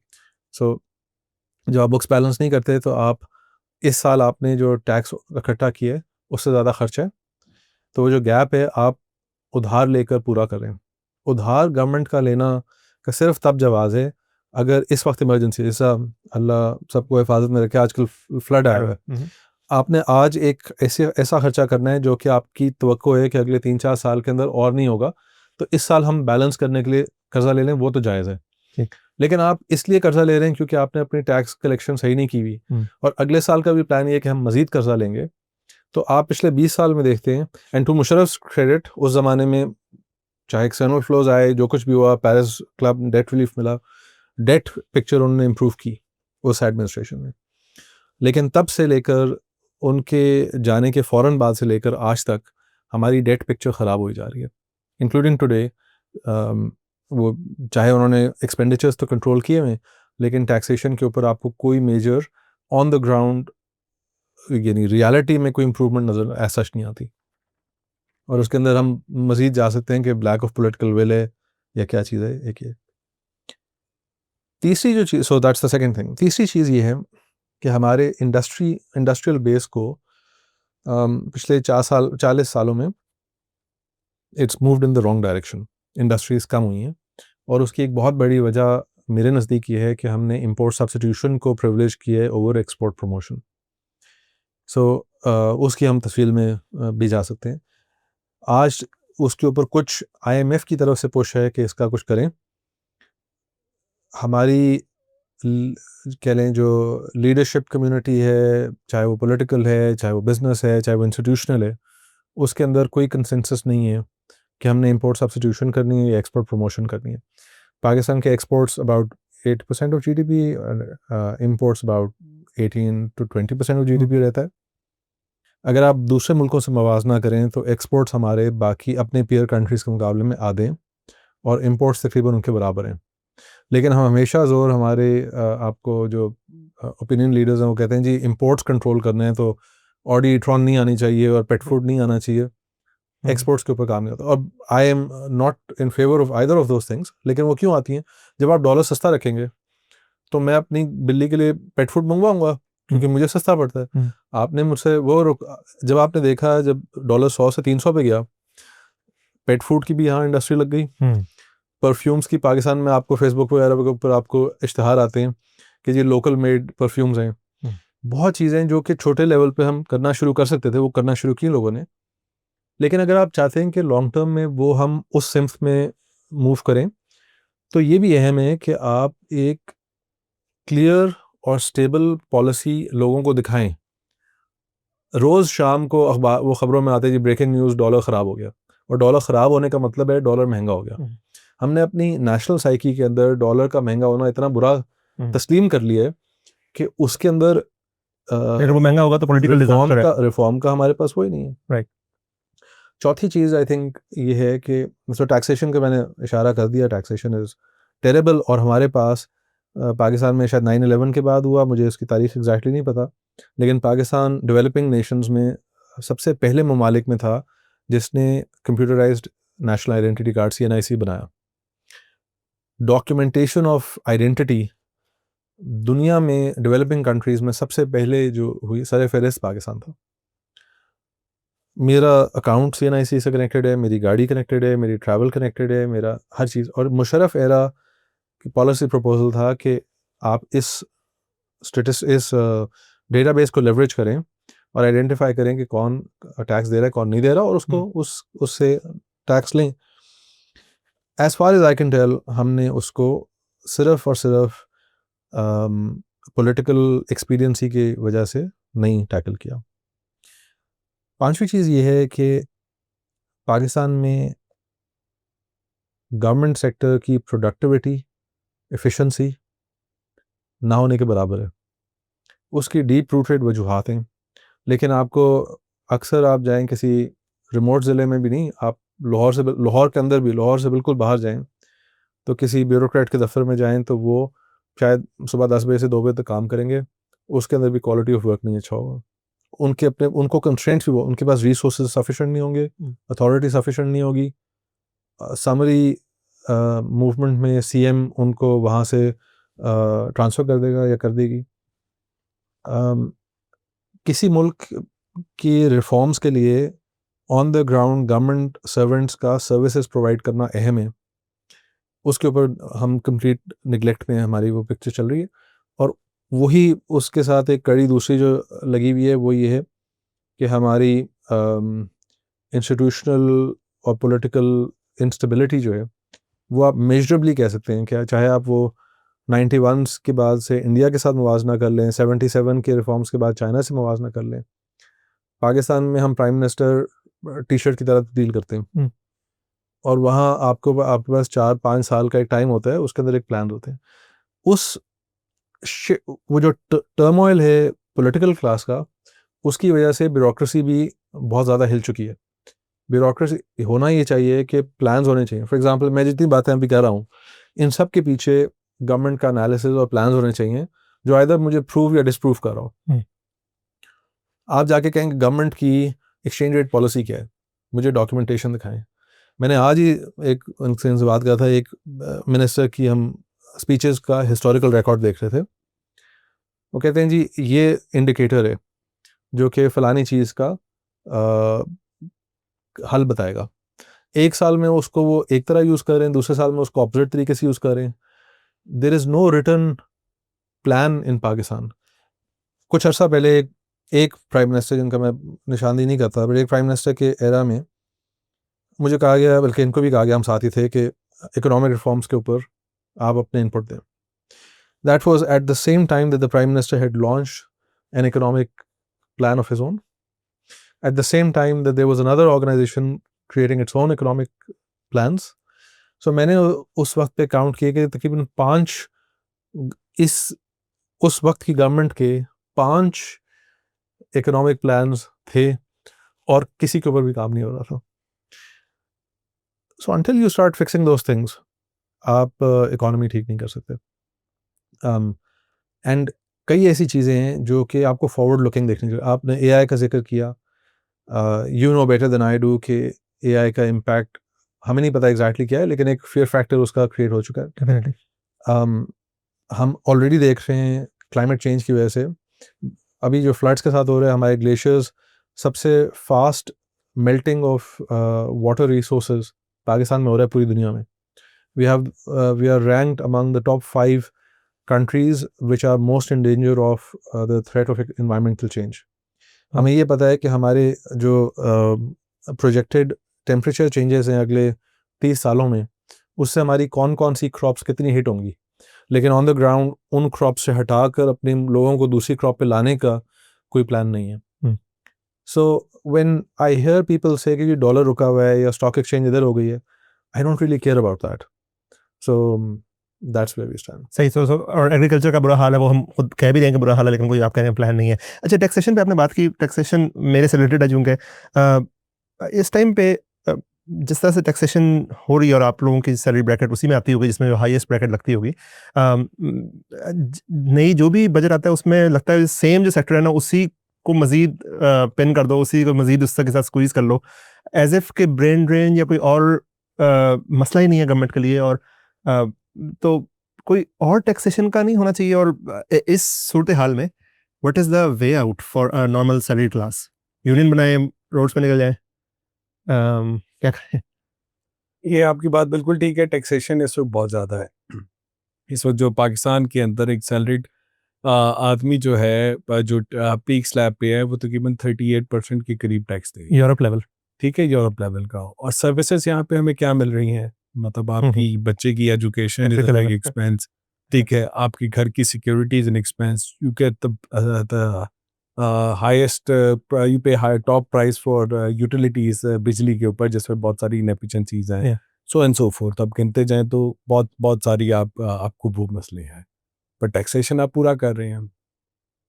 वो क्यों कर रहे हैं? क्योंकि बाकी जो है लोग वो टैक्स नहीं देते, और उनको टैक्स नेट में लाने की कोशिश हाफ हार्टेड की जाती है और वो पीछे हट जाती है. अभी भी आप देखें, इस बजट के अंदर भी जो FBI को कुछ पावर्स देने की बात की गई थी, वो राइट फ्रॉम द पिंडी के टॉप लोगों से करवा के वो चीज़ें हटवा दी गई. इससे पहले आप देखें तो शब्बर जैदी जब थे, उसके ज़माने में हुआ था वो ये बात. उससे पहले जाएं तो 2015 में इसहाक डार, 14 में उन्होंने कोशिश की थी, तो उससे क्या हुआ था. उससे पहले जाएं तो अब मुशर्रफ साहब के टाइम पे जो वो हारून साहब थे, वो अब्दुल्ला हारून थे शायद, क्या नाम था उनका, FBI के चेयरमैन थे, वो नहीं कर सके. उससे पहले जाएं तो 92 के अंदर जब कराची के अंदर ऑपरेशन चल रहा था और ज़बरदस्त फौज का वहाँ पे था, नवाशी के साथ बड़ी अच्छी थी, उससे भी वो टैक्स को नहीं कर सके. तो मतलब ये तो आपकी हिस्ट्री है. अब सूरत हाल ऐसी आ चुकी है कि अब इतना बोझ आ चुका है हुकूमत के ऊपर, उसकी फिस्कल साइड के ऊपर, तो उसे और IMF की उसको टैक्स करना है, उसको टैक्स करना. अब इसको टैक्स करने की इम्प्लीकेशन क्या है? एक तो ब्रेन ड्रेन है. वो तो लोग जो जा रहे हैं, जो नहीं भी जा रहे वो टैक्स नेट से बाहर आ रहे हैं, जो सैलरीड क्लास है. आपकी इंडस्ट्री की बात करता हूँ. आपकी इंडस्ट्री में अब सबसे ज़्यादा लोग क्या करते हैं कि जी आपकी एक कंपनी बाहर पे होगी, वो आपको बाहर का एम्प्लॉय कर देगी, वहाँ से आपको यहाँ पैसे आएंगे, 1% रिमिटेंस पे पैसे कटेंगे. हम नहीं करते, ये इंडस्ट्री में होता है. आप पता नहीं कोई FBR वाला ना सुन रहा हूँ. आपकी तनख्वाह यहाँ पे 10 लाख थी जी, जिसमें से आप नेट लेके जाते थे 7.25 लाख जी. ठीक है जी. अब आपकी तनख्वाह होगी 8 लाख, आप नेट लेके जा रहे हैं 7.25 लाख जी. कंपनी का भी फायदा, आपका भी फायदा जी. एक तो ये बहुत हो रहा है. उसके अलावा फिर जो कंपनीज जो जिनका कारोबार, और नहीं, स्टैट्स भी बेहतर हो रहे हैं ना कि IT एक्सपोर्ट्स बढ़ रही है. अब हर बंदा IT एक्सपोर्ट्स कर रहा है. IT एक्सपोर्ट्स भी बढ़ रही है, रेमिटेंसेस भी बढ़ रही हैं, क्योंकि बहुत सारा पैसा रेमिटेंसेस के थ्रू भी आता है. अकाउंटिंग सर्विस वाले भी ये काम कर रहे हैं और भी कर रहे हैं. इसके अलावा जिन लोगों की इस तरह की फॉर्मेशन नहीं है, लोकल है, वो क्या करते हैं, ऐसा हुआ है कि जी वो आपकी बीवी हाउसवाइफ है तो उसको कंपनी का एम्प्लॉय बना दिया, तो हर स्प्लिट कर दी. ठीक है जी. फिर और तरीके से स्प्लिट कर दी, गाड़ियां दे दी, वो दे दी, ये दी, तो वो उसको टैक्स को तोड़ने के तरीके या कैश पे आ गए, तो वो आप इस सैलरीड फॉर्मल सेक्टर को भी इनफॉर्मल की तरफ मूव कर रहे हैं. Make sense. क्योंकि इस टैक्स रेट पे तो कोई भी नहीं देगा. ये और कब तक चलेगा ये? आपका टैक्स रेट होना चाहिए 15% और सब टैक्स रहे, इससे ज़्यादा टैक्स कलेक्ट होगा, इनकम टैक्स की बात कर रहा हूँ। बट आपकी सैलरी क्लास मुट्ठी भर है जो टैक्स देती है। अच्छा, सैलरी क्लास में भी मतलब आप किसी भी सुपरमार्केट में चले जाएं, किसी भी रेस्टोरेंट में चले जाएं या किसी भी और जगह पे चले जाएं, वहाँ पे उनके आपको कितने एम्प्लॉयज नजर आएंगे, वो कितना टैक्स देते होंगे, क्या वो टैक्स देते होंगे? इवन मैनेजर वगैरह भी। तो उस तरफ SME भरा पड़ा है जिसमें टैक्स नहीं देता, तो टैक्स तो मुट्ठी भर कॉर्पोरेट दे रहा होता है, वो भी उसको भी आप कम करते जा रहे हैं। तो मतलब आप जब टैक्स रेट बढ़ाते जाएंगे, लोग बाहर आते जाएंगे। अब GST की बात है, पाकिस्तान के अंदर इस वक्त GST 18% है। दुनिया में ममालिक में बहुत इससे कम होता है, अमेरिका का वैट इससे बहुत कम है और बहुत सारे मुल्कों की जगह ये मतलब लेजी टैक्स होता है ना, ये जो सेल्स टैक्स होता है, ये लेजी टैक्स बोलते हैं इसको। क्या कहते हैं? लेजी टैक्स बोलते हैं, ये जो सब पे अप्लाई होता है और बिल्कुल हर क्लास हाँ, इनडायरेक्ट और डायरेक्ट उसको लेजी भी आप कह सकते हैं, बट ये बहुत हाई नंबर है। राइट। ये आज से 15 साल पहले 15% था और उस वक्त कहा जाता था कि इसको कम करके जो है 10% पे लाएंगे, आज 18% पे हो गया है। आज भी यही बात की जाती है, कल कोई 20 पे चला जाएगा और नीचे नहीं आएगा, हम हालात से नहीं बदलेंगे। और जितना वो टैक्स करते जाएंगे उतनी उसकी चोरी बढ़ती जाएगी। इतना आप मार्केट में जाके देख कितना लोग सेल टैक्स चोरी करते हैं, फिर उस पर आप किसी की जगह पे FED लगा देते हैं, किसी चीज पे कुछ लगा देते हैं, उसमें चोरी होने लग जाती है, सो एंड सो फोर्थ। तो यहाँ पे तो ये सिलसिला ऐसा ही चलता रहेगा, ये रेट बढ़ाते जाएंगे, लोग बाहर आते जाएंगे, इनफॉर्मल होते जाएंगे, वो छोटा सा स्क्वीज है उसको और स्क्वीज करते जाएंगे। हाँ, लेकिन इसका अदर वे तो कोई नहीं है ना। मतलब जैसा अब इसी बार मैं बड़ा हक में था जी, एम्प्लॉय का टैक्स कम होना चाहिए और सब कुछ होना चाहिए, और उन्होंने ये किया कि FBI को इख्तियार दे दिया कि वो CEOs को गिरफ्तार कर सकते हैं। ठीक, अब वो बिजनेस कम्युनिटी उनके खिलाफ निकली, हम भी उस तरफ थे कि यार क्यों गिरफ्तार कर सकते हैं भाई नहीं, मतलब दे रहे हैं हम टैक्स, लेकिन हो सकता है आपकी बुक्स में कोई मसला हो, आप गिरफ्तार करने पहुंच जाए, तो मतलब ये भी नहीं होना। अच्छा, वो गिरफ्तार भी उसको नहीं करेंगे जैसे पैसे ले रहे हैं, और गिरफ्तार उसको करेंगे जैसे पैसे ज्यादा लेना है, ये भी हो जाता है। हाँ। प्रॉब्लम ये है कि सिस्टम सिंपल होना चाहिए और टैक्स पेइंग कल्चर होना चाहिए, जो अनफॉर्चुनेटली इसमें बट देन कल्चर तो इज बिल्ड बाय प्रोसेस ना, तो प्रोसेस को डिजिटाइज नहीं होना चाहिए कि मतलब डिजिटाइजेशन इज द फ्यूचर, मतलब should be the case. Absolutely. देखिए, सबसे पहला जी बिल्कुल digital is a way to do that, but एक टैक्स का एक ट्रस्ट का बड़ा रिलेशनशिप है। सही। कि what you get in return of the tax, जो हमने पहले बात की कि आपको क्या मिलता है, कि भाई आप गवर्नमेंट को टैक्स देते हो, गवर्नमेंट आपको ये चीज देती है। ये पहले तो गवर्नमेंट को कुछ अपने रिटर्न में दिखाना चाहिए, ठीक है जी। आपकी प्रोविंशियल गवर्नमेंट है, फेडरल गवर्नमेंट है, A पॉलिटिशियन है, B पॉलिटिशियन है, ये ब्यूरोक्रेट है, ये आर्मी के लोग हैं, ये कुछ कर रहे हैं, हमें रिटर्न में क्या मिल रहा है वो लोगों को नजर आना चाहिए, वो नजर नहीं आता, पहली बात। दूसरी बात कि वो कहते हैं ना death and taxes are certain, ठीक है जी। तो वो ये है कि अगर आप टैक्स नहीं दे रहे और आप पकड़े गए ना, आप ड्रग डीलिंग कर रहे हो, आप बच जाओगे, बट ड्रग डीलिंग के पैसे पे टैक्स नहीं दे रहे, उसमें पकड़े जाओगे। US वाले साहब ये दोनों चीजें मिसिंग है ना यहाँ पे, राइट। ठीक है। नहीं दे रहे हैं, FBI वाले को पैसे दे दें, सुकून में आ गया। तो ये दोनों फैक्टर्स को आपने साइमल्टेनियसली ठीक करना है, वो बड़ा मुश्किल है, चिकन एंड एग प्रॉब्लम है, बट ये प्रॉब्लम बढ़ता जा रहा है, कम नहीं हो रहा।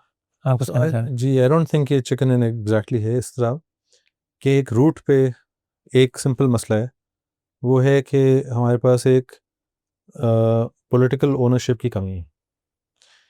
आपकी कंपनी है, आप इस साल 10% कर्जा लेते हैं, तो आपकी रात की नींदें उड़ेंगी कि मैंने इसको वापस करना है।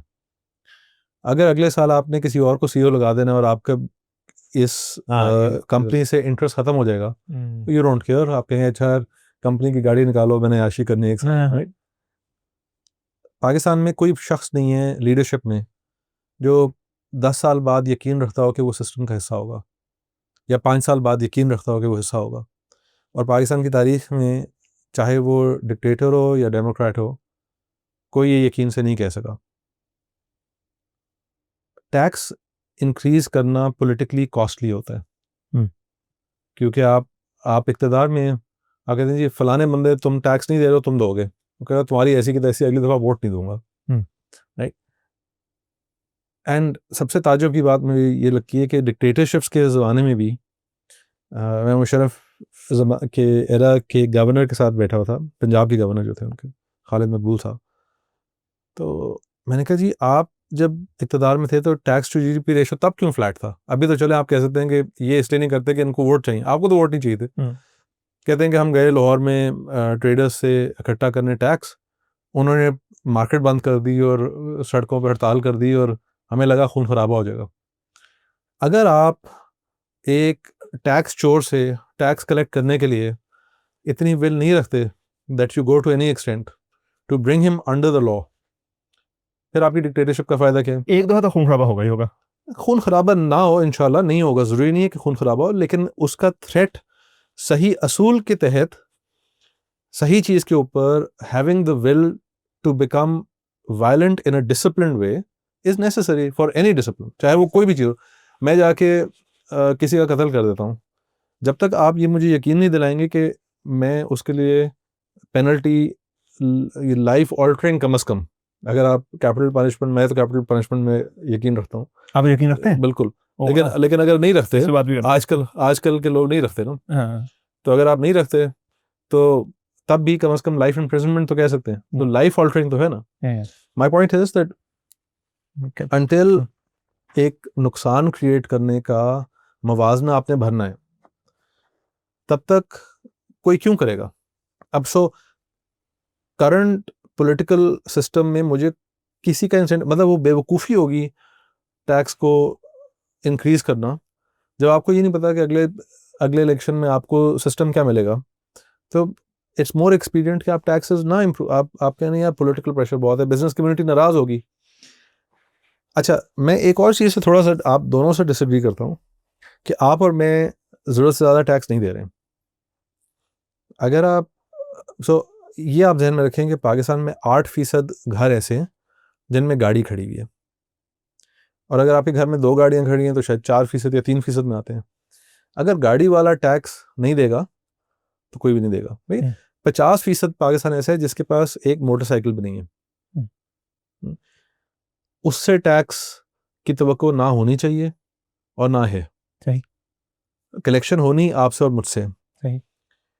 मसला ये नहीं है कि मुझसे टैक्स इतना क्यों इकट्ठा हो रहा है। और इनफैक्ट अगर आप कंपैरिजन करें इनडायरेक्ट टैक्सेस के ऊपर, देखें जब आप डेवलपिंग कंट्री हैं तो हमने यहाँ से बेहतर होना ना, तो कुछ चीज़ें हमें ऐसी करनी पड़ेंगी जो कि परफेक्ट सिस्टम का हिस्सा नहीं होंगी, लेकिन हमारे सिस्टम का हिस्सा होना ज़रूरी है। सोशल टेक नहीं है आपका ये? नहीं, मैं आपको बताता हूँ। इनडायरेक्ट टैक्स के ऊपर स्टडीज़ हैं विच शो कि पाकिस्तान में जो इनडायरेक्ट टैक्सेस से इकट्ठा हो रहा है वो दूसरे डेवलपिंग कंट्री से ज़्यादा नहीं है। सही। It is more then it should be compare to developed countries, लेकिन with our level of tax administration infrastructure, हमारे पास अभी टैक्स का कलेक्शन का इंफ्रास्ट्रक्चर नहीं है। Make sense. तो अगले 4-5 साल तक आप इनडायरेक्ट टैक्सेस इकट्ठे करेंगे। उस दौरान आपका काम ये है कि आप लोगों को लेकर आए डायरेक्ट टैक्सेस के अंदर। मैं अभी रिसेंटली एक दोस्त के साथ बैठा हुआ था, मैं करोला चलाता हूँ, वो फॉर्च्यूनर चलाते हैं। जब हमने अपने टैक्स स्टैब्स निकाले तो बेतकल्लुफ़ी थी उनके साथ, तो हमने कंपेयर किया तो मैं उनसे 5 गुना ज़्यादा टैक्स दे रहा हूँ, क्योंकि मैं सैलरीड हूँ और वो जिस बिजनेस में है वो इनफॉर्मल सेक्टर में है, प्रैक्टिकली स्पीकिंग। वो उन तक इस तरह के केसेस तक टैक्सेशन, यानी उनको टैक्स नेट पे लाना ज़रूरी है। उससे हमने मुल्क के टोटल गवर्नमेंट के पास जो रिसोर्सेज हैं उनको बढ़ाना है, मेरे टैक्सेस नेसेसरली कम करना नहीं है। कुछ जगहों पे आपने उसको यूनिफॉर्मिटी क्रिएट करनी है, जहां आप एक्सट्रीम टैक्सेशन कर रहे हैं उसको आपने फेयर बनाना है, दूसरे ममालिक के कंपैरिजन में बैलेंस करना है। दैट इज़ ऑल ट्रू, लेकिन there is no need for blanket reductions in taxation on those who are already taxed. I think ultimately, अच्छा एक और चीज़ ये है कि दूसरे मुल्कों को देख लें जिन्होंने टैक्स नेट अपना बढ़ाया, वो किस तरह बढ़ाया। और मेरे लिए एक बहुत बड़ी जो एक एग्जांपल है वो चाइना है। 1980s में, 1970s एंड 80s में चाइना का टैक्स नेट तकरीबन हमारे जैसा था। उसकी गवर्नमेंट बिल्कुल बैंकरप्ट थी और वो गरीब, हमसे ज़्यादा उनका जीडीपी पर कैपिटा मेरी पैदाइश के बाद तक, इनफैक्ट 1988 के 1989 तक the average Chinese was poorer than the average Pakistani. Wow. And until about 2000, the average Indian was poorer than the average Pakistani. तो उन्होंने क्या किया कि उन्होंने टैक्सेशन की अथॉरिटी, रिस्पॉन्सिबिलिटी और यूजेज डिवॉल्व की टू लोकल गवर्नमेंट्स, कि आप खुद तहसील लेवल पे या उससे नीचे यूनियन काउंसिल के लेवल पर आप खुद इकट्ठा करेंगे। आप यू हैव द अथॉरिटी कि आप कोई टोल टैक्स लगा दें, कोई फलाना टैक्स, ये वो अपनी जो आपके म्यूनिसिपैलिटी में बिजनेस है उसको जाके लोकल ब्यूरोक्रेट खुद डिसाइड करेगा कितना टैक्स करना है, और उस टैक्स को आप यूज़ भी कर सकेंगे और उसके ऊपर से एक हिस्सा अपनी जेब में भी रख सकते हैं। ओह। तो लोकल ब्यूरोक्रेट को का सक्सेस और फेलियर अपनी म्यूनिसिपैलिटी से जोड़ दिया। उन्होंने ये जो हमारे मुल्क में ना कि कभी आप इधर हैं कभी उधर हैं, वो ख़त्म कर दिया। तो आप इधर हैं, इसी म्यूनिसिपैलिटी में आपका जीना मरना है अगले 20-30 साल। अगर आपको पता है कि अगले 20-30 साल मेरी इनकम का ताल्लुक मेरे एरिया के बिजनेसेस से है, तो आप बिजनेस दोस्त फैसले करना शुरू हो जाते हैं। उन्होंने टैक्सेशन उठाई, टैक्सेस उठाना शुरू किए, ज़्यादा उठाए पहले से, लेकिन उनको लगाना शुरू किया। सो द अदर साइड जो कि पहले ये इशारा कर रहे थे ट्रस्ट का, दैट इज कि अगर टैक्स मुझसे ले रहे हैं तो उसको लगाएं भी। जब वो लगाएंगे ग्रोथ होगी और आप देंगे भी, and you will create a better business environment. Interesting take, ये मैंने इस तरह मतलब this is a very interesting take, this is very interesting point. बिल्कुल जी, डेवोल्यूशन और वो जो बात ये कर रहे हैं कि वो पावर नीचे ला के रिस्पॉन्सिबिलिटी देना, तो वो बड़ा ज़रूरी है। इन्होंने बात की कि जी कोई सीईओ जो है वो नहीं रहता, और दूसरी बात है कि जिसने आना है वो एक जो भी डेमोक्रेटिक प्रोसेस है उस प्रोसेस को आप डिसरिगार्ड कर देते हैं कि जी अगर आपने वोट से आना है तो वोट इज़ नॉट इनफ, ठीक है, there are other elements you need to have that. तो वो जब तक आप उन चीज़ों में फंसे रहोगे तो फिर वो आम आदमी की फलाह व महबूद का तो नहीं बात कर सकते। Make sense. और दूसरी इन्होंने बड़ी सी बात की कि टैक्स हमारे यहाँ, एक मैं इस तरह कहूँगा कि टैक्स हम ज़्यादा देते हैं, ये हमारे टैक्स का बर्डन गरीब पे ज़्यादा है। इनडायरेक्ट टैक्सेस की फॉर्म में आप चाय पीते हैं उसके ऊपर टैक्स देते हैं, चीनी खाते हैं उस पर टैक्स देते हैं, बिस्किट खाते हैं उस पर टैक्स देते हैं, पेट्रोल मोटरसाइकिल में डलवाते हैं, गाड़ी में डलवाते हैं, उस पर टैक्स देते हैं, so and so forth. So just to back up what he's saying, World Bank की एक report है आज से 2-3 साल पहले की, which did a study of tax systems across the world. Yeah. And across I think something like 40 countries studied, Pakistan had by far the most regressive tax system. और इसीलिए क्योंकि आप indirect tax जो है वो it's the most regressive tax, उसके ऊपर आप हैं, और direct taxation आपकी ठीक तरह even direct tax indirect form में करते हैं। इस वजह से सैलरीड को चुभता है, क्योंकि सैलरीड के जो है ना विदहोल्ड कर लेता है, विदहोल्डिंग टैक्स पे करते हैं। सैलरी की in most cases full and final liability withhold हो जाती है। आप कॉन्ट्रैक्टर हैं, आपकी एक certain amount of income tax withhold होगी, बाकी आपको जो रिटर्न में देनी है, सो एंड सो फोर्थ। तो बाकी सारे जब एक दफ़ा विदहोल्ड हो गई, उसके बाद जब रिटर्न का फाइल हुआ उसमें चक्कर चक्कर डाल के बचा लेते हैं। सैलरीड नहीं बचा सकता, दैट इज द थिंग। इसी तरह जीएसटी है, वो आपने पे कर दिया, और अक्सर ऐसा भी हो रहा होता है कि आप वो जीएसटी पे कर रहे होते हैं, बट वो आगे जो सप्लायर है वो अपनी जेब में रख रहा होता है। जैसे कभी आप रेस्टोरेंट में गए, रेस्टोरेंट में आपने खाना खाया, आपने उस पे कैश पे किया, 16% टैक्स किया, जरूरी नहीं है कि वो रेस्टोरेंट वाला पीछे भी पे कर रहा हो। Make sense. अच्छा, एक थोड़ा सेगवे लेते हैं। वो अभी जो बात हो रही थी डॉलर वाइज और stock market wise, just opinion please, के डू यू थिंक के डॉलर का एक और अब मतलब ऑन एवरेज से डॉलर 8% बढ़ता ही रहा है, अभी पिछले 3 साल से काफ़ी रहा है, और उससे पहले बहुत ज़्यादा ऊपर गया है। Do you think it's under valued और ये एकदम दोबारा से बढ़ेगा, या do you think the way government is going? देखिए सिंपल फॉर्मूला ये है कि आप ट्रेड खोल दें और आप देखें कि आप ट्रेड डेफिसिट में या सरप्लस में हैं। अगर आप ट्रेड डेफिसिट में हैं, दैट मीन्स कि डॉलर को महंगा होना चाहिए मजीद, और 3 साल से नहीं हुआ, तो अब ऑफ कोर्स उसका ना होना भी हमारी इंजीनियरिंग की वजह से, इतना स्टेबल डॉलर का रहना। और मैं तो वैसे प्रोएक्टिव डिवैल्यूएशन के हक में हूँ। मेरे ख्याल में अगर पाकिस्तान में आज डॉलर 400 पे होता तो पाकिस्तान ज़्यादा हेल्दी इकोनॉमिक स्टेट में होता। सही, make sense. And the other thing was stock market. Do you think के बूम एंड बस्ट साइकिल में हैं हम, या अभी सही वैल्यूएशन पे है? क्योंकि 100 पे थी मेरे ख्याल से, अभी फिर दोबारा 25 से दोबारा रिवाइव किया है। So before Ali gets started, I don't really care about the index. I care about the size of the stock exchange relative to the rest of the economy.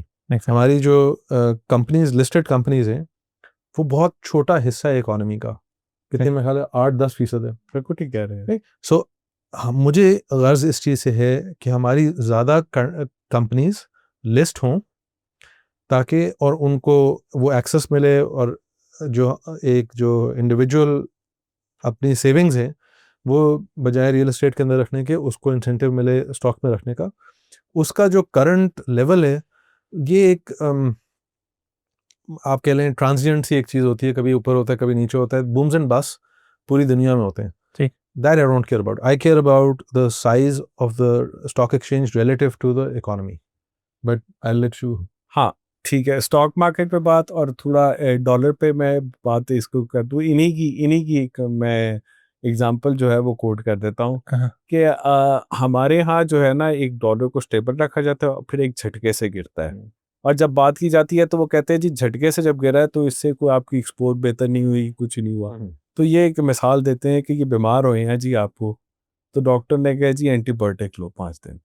तो इन्होंने वो 20 गोलियां एंटीबायोटिक खाई हैं। वो क्या करते हैं कि वो 20 की 20 गोलियां एक ही दिन में खा लेते हैं, जबकि वो 20 गोलियां कि रोज की 2-2 गोलियां सुबह शाम खानी है, वो नहीं करते। तो ये इस वजह से ये डॉलर का मसला ठीक नहीं होता, इलाज नहीं होता। इन्हीं की एग्जांपल है। ठीक है जी। अच्छा, स्टॉक मार्केट में he is absolutely right. Basically देखिए स्टॉक मार्केट के अंदर इस वक्त आपका लिस्टेड क्या है। आप देखें, आप सब लोग बहुत सारे ब्रांड्स यूज करते हैं, बहुत सारी डेली इंटरेक्शन करते हैं, उसमें से क्या क्या लिस्टेड है। और लिस्टेड होने के साथ उसका फ्री फ्लोट होना चाहिए कि जिस पे आप ट्रेड कर सके। बैंक्स है, आप जिस बैंक के साथ कारोबार करते हैं वो बैंक लिस्टेड है। आप अगर घर बना रहे हैं, कोई सीमेंट खरीदने जा रहे हैं तो वो सीमेंट लिस्टेड है। आप ज़रूरी का जो है, अगर फार्मर है तो आप फर्टिलाइजर लेने जा रही हैं, वो लिस्टेड है। और यहाँ पे तकरीबन कहानी ख़त्म हो जाती है। ठीक है जी। आप अपनी शॉपिंग करते हैं अलपता से, इम्तियाज से, बहुत बड़ी बड़ी कंपनियां हैं, ये दोनों नहीं लिस्टेड हैं। ठीक है जी। आप पेप्सी कोक पीते हैं, पाकिस्तान में वो लिस्टेड नहीं है। ठीक है जी। आप इसके अलावा नाम लेते हैं चीज़ों का। ठीक है जी। हाँ, पीएसओ का पेट्रोल डलवाते हैं, वो लिस्टेड है। ठीक है जी। इस तरह की एक वो ऑयल वाली एक चीज़ लिस्टेड है। इसके अलावा आप सोचते जाएं, करते जाएं कि सारा दिन आप किस किस तरह के ब्रांड को यूज़ कर रहे होते हैं, क्या कर रहे होते हैं, आप कपड़े किससे लेते हैं। ठीक है, ये आप शॉपिंग कहाँ से करते हैं, आप खाना किधर से खाते हैं, कितने आप जैज़ यूज़ करते हैं, क्या कुछ है। इतनी बड़ी बड़ी कंपनियां, इतना कुछ ही क्यों नहीं लिस्टेड है। तो पहली बात यह है कि हमारे यहाँ लिस्टिंग का कल्चर ही नहीं है, बहुत थोड़ी लिस्टिंग है। स्टॉक मार्केट 3 गुना हो गई है पिछले 3 सालों में, उसमें कोई लिस्टिंग मुझे आप बता दें कितनी हुई है। उसमें और जो लिस्ट कंपनियां हैं उन्होंने मार्केट में कितने और शेयर ऑफलोड किए हैं, कुछ भी नहीं किए। ऐसे ही 2-4 जो होती है ना, बस वही है, कुछ भी नहीं किया। तो क्या फायदा ऐसी लिस्टिंग का। लिस्ट देखें, लिस्टिंग यहाँ पे पुराने जमाने में कुछ लोगों ने या कुछ कॉर्पोरेट कल्चर है करते, बाकी नहीं करते। क्यों नहीं करते? उससे वो डॉक्यूमेंटेशन बढ़ जाती है, टैक्स चोरी नहीं हो सकता। दूसरी बात, हमारे यहाँ जो है ना, वो शेयरिंग का नहीं, जो इस्लाम में एक बहुत बड़ा है इकोनॉमी का जो है, इट्स अबाउट शेयरिंग। ठीक है, बांटो, सदका दो। ठीक है जी। आपका प्रॉफिट है तो उसको लगा के री इन्वेस्ट करो, होल्ड ना करो। ठीक है, उसको सूद ना लो। ठीक है, ये सारी बातें कि उसको स्पेंड करो, उसको शेयर करो लोगों के साथ।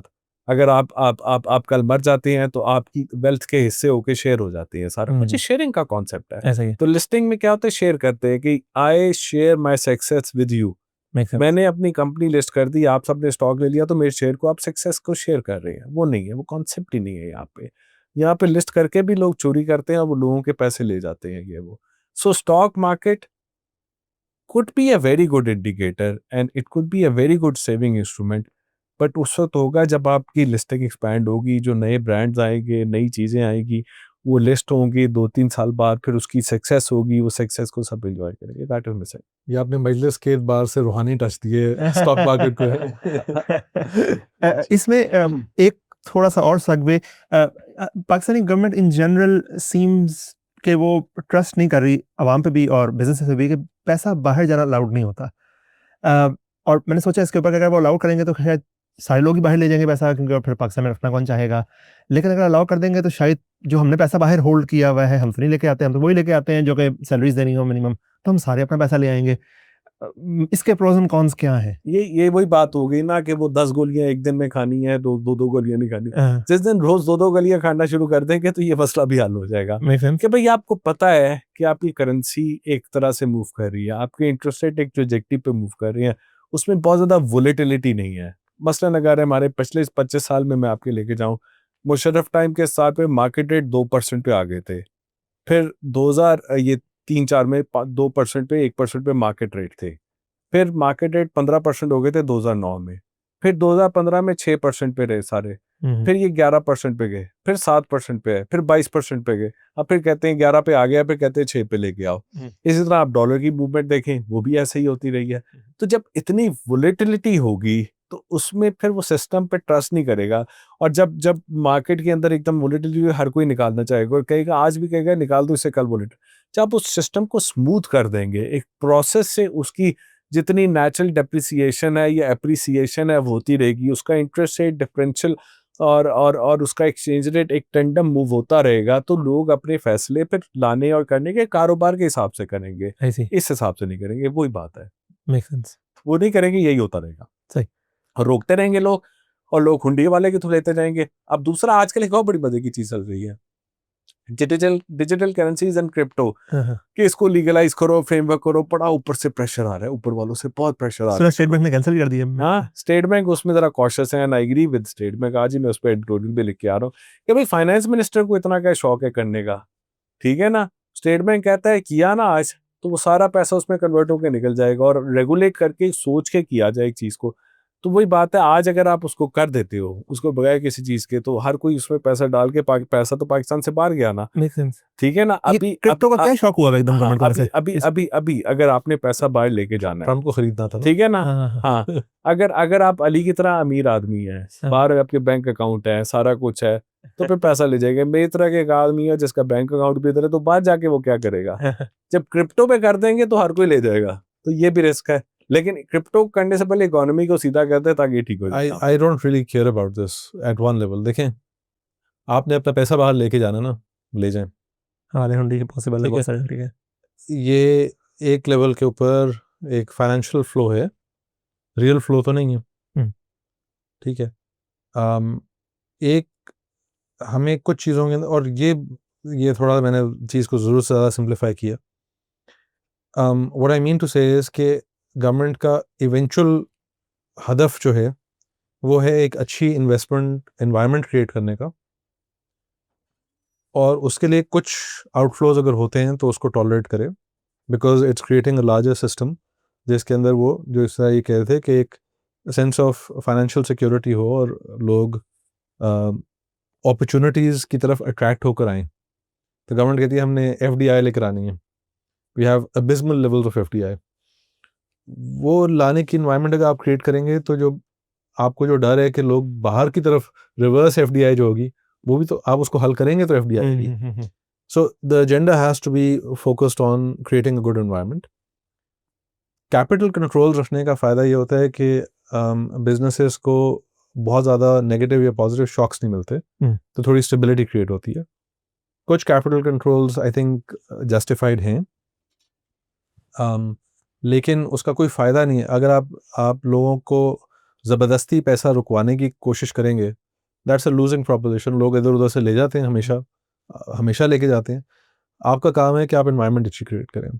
पिछले महीने में एक कराची गया हुआ था एक इंडस्ट्रियलिस्ट के पास, who has $multi-million investments in Pakistan, और उनकी हम फैक्ट्री जो कि क्या है वहाँ कायद-ए-आज़म जो इंडस्ट्रियल एस्टेट है, वहाँ से हम आ रहे थे टूवर्ड्स द मेन सिटी जो जहाँ मेन होटल्स हैं बड़े, और रास्ते में वो उन्होंने अपनी गाड़ी के पर्दे वगैरह लगाए हुए थे और चौक के ऊपर वो सहम के बैठे थे कि कोई आके पिस्टल से कोई वो ना अटेम्प्ट करे, थेफ्ट अटेम्प्ट ना करे, स्नैचिंग ना अटेम्प्ट करे।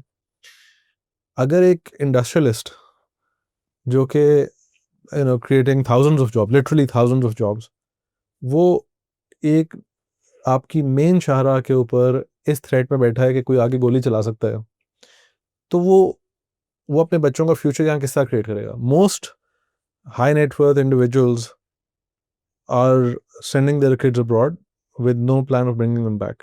उनके बच्चे इंटरेस्टेड नहीं है क्योंकि आप वो एनवायरनमेंट क्रिएट नहीं कर रहे. अब जिसको इकोनॉमी को देखना चाहिए वो भी निगलेक्ट कर रहे हैं, जिसको सिक्योरिटी देखनी चाहिए वो इकोनॉमी को देख रहे हैं. सो who's going to give Pakistan security? No, that's not going to happen this way. Or again, I think so. वो हमारी खैर पॉलिटिकल उस पर चली जाएगी बात, लेकिन उस चौक के ऊपर डाकू आ रहा है कि नहीं आ रहा, इसकी सियासी और इंस्टीट्यूशनल जिम्मेदारी किसकी है? इन अ ब्रोकन सिस्टम जिसके अंदर आपकी वही बात है कि आपको ये नहीं पता कि अगले दिन सुबह उठेंगे तो मैं सदर हूँगा या वज़ीर आज़म हूँगा या नहीं हूँगा. There's no accountability for very basic things. Karachi, I think, is a major pain point for Pakistan, the way Karachi is run. किसी कराची इंडस्ट्रियल से बात करें, किसी कराची के ट्रेडर से बात करें, यूनिवर्सिटी स्टूडेंट से बात करें, किसी से बात करें, वो रो रहा होता है the way Karachi is run, and not from today, from the start of my life and maybe before that. This is your major port city. It contributes about 50% of taxes are collected in Karachi. Industrial base आपका सारा कराची में, और कराची जो है वो लावारिस है. No government that has lasted for a few years can claim to be a success अगर उसने एक बेसिक चीज़ आपकी कराची के सिस्टम को ठीक करने में होगा वो फेल किए. Make sense. अच्छा, हम अब 1 आवर से बहुत ऊपर चले गए, राइट? सो हम नॉर्मली 1 आवर पर खत्म करते हैं, लेकिन मुझे एक क्वेश्चन जरूर करना है. मेरे पास तकरीबन 8 क्वेश्चन हैं जो मैंने नहीं किए. एक क्वेश्चन जरूर करना है. ये मेरा पर्सनल इंटरेस्ट का क्वेश्चन है, और थोड़ा सेंटिमेंटल भी हो सकता है, हम इसको शायद निकाल भी दें बाद में, पता नहीं ये रिलीज करने वाला है कि नहीं. आजकल जो सेंटिमेंट है इजराइल पैलेस्टाइन वाला, और उस पर बाइकआउट्स चल रहे हैं पाकिस्तान के अंदर, इसको बाइकआउट कर दो, उसको बाइकआउट कर दो, उसको बाइकआउट कर दो.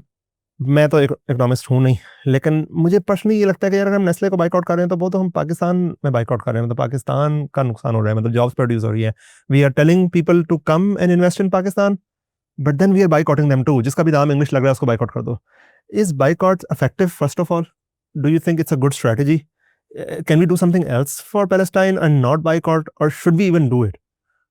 What's your educated take on this? आप पहले देंगे. Not emotional, educated take on this. Anyone? हाँ, Anyone? देखिए, इमोशनल अगर बात करेंगे तो मेरे घर में भी बाइकआउट कर रही हैं. आप कुछ ब्रांड्स हैं जिनको बड़ा रेगुलर हम चूज़ करते थे, अब वो नहीं कर रही हैं, तो वो कर रहे हैं. वो नेचुरली है. इकोनॉमिकली देखो तो I absolutely agree with you कि उनसे बहुत कम फ़र्क पड़ रहा है. लेकिन जब इसको हम मैक्रो पिक्चर पे देखते हैं, और जब हम मिडिल ईस्ट और इधर का देखते हैं, और जब उन कारोबार के सीनियर लोगों से बात करते हैं, एक बहुत बड़ा ब्रांड पाकिस्तान में एग्जिस्ट करता है, जिसका बाइकआउट पाकिस्तान में और मिडिल ईस्ट में बहुत हुआ है, और उसका बड़ा नुकसान हुआ है उस ब्रांड को. और उसी की तरह का एक दूसरा ब्रांड है जो भी बाहर का ब्रांड है, जिसने बहुत फ़ायदा उठाया पाकिस्तान में. वो बहुत, मतलब एक पहले आप एक ड्राइव थ्रू में जाते थे तो वो भरा होता था, अब वो खाली होता है, दूसरे का ड्राइव थ्रू बड़ा हुआ है. You understand what I am saying? Yeah. ठीक है ना. उसका वो बड़ा वो शिफ्ट आया है. एक किसी को फ़ायदा हो रहा है, किसी को नुकसान हो रहा है, बट उस ब्रांड को globally through all the Muslims countries बड़ी मेजर हिट पड़ी है. फिर एक और कॉफ़ी का ब्रांड है, वो पाकिस्तान में नहीं एग्जिस्ट करता, उसको भी बहुत मेजर हिट पड़ी है. सही. अच्छा, इन सारी हिट के बाद ये है कि अब आगे से ब्रांड जो है ना, वो अपने आप को थोड़ा सा वो जैसे यहाँ पे पॉलिटिकली न्यूट्रल रखते हैं ना, कि ए पार्टी बी पार्टी से लिंक्स ना ज़्यादा करें, इस तरह वो इन चीज़ों से भी अपने आप को थोड़ा न्यूट्रल रखना शुरू कर देंगे, और फिर उसकी तरफ उनकी फंडिंग, उनकी सपोर्ट में थोड़ी कम हो जाएगी. तो ब्रॉडर थिंक में ये काम करता है. और अगर आप वेस्टर्न भी देखें तो वहाँ यूनिवर्सिटीज़ में इतने एहतजाज हो रहे हैं, तो वहाँ पे भी शायद किसी वक्त पे ये बाइकआउट शुरू हो जाए. वो बाइकआउट जो है बहुत बड़ा एक पड़ता है.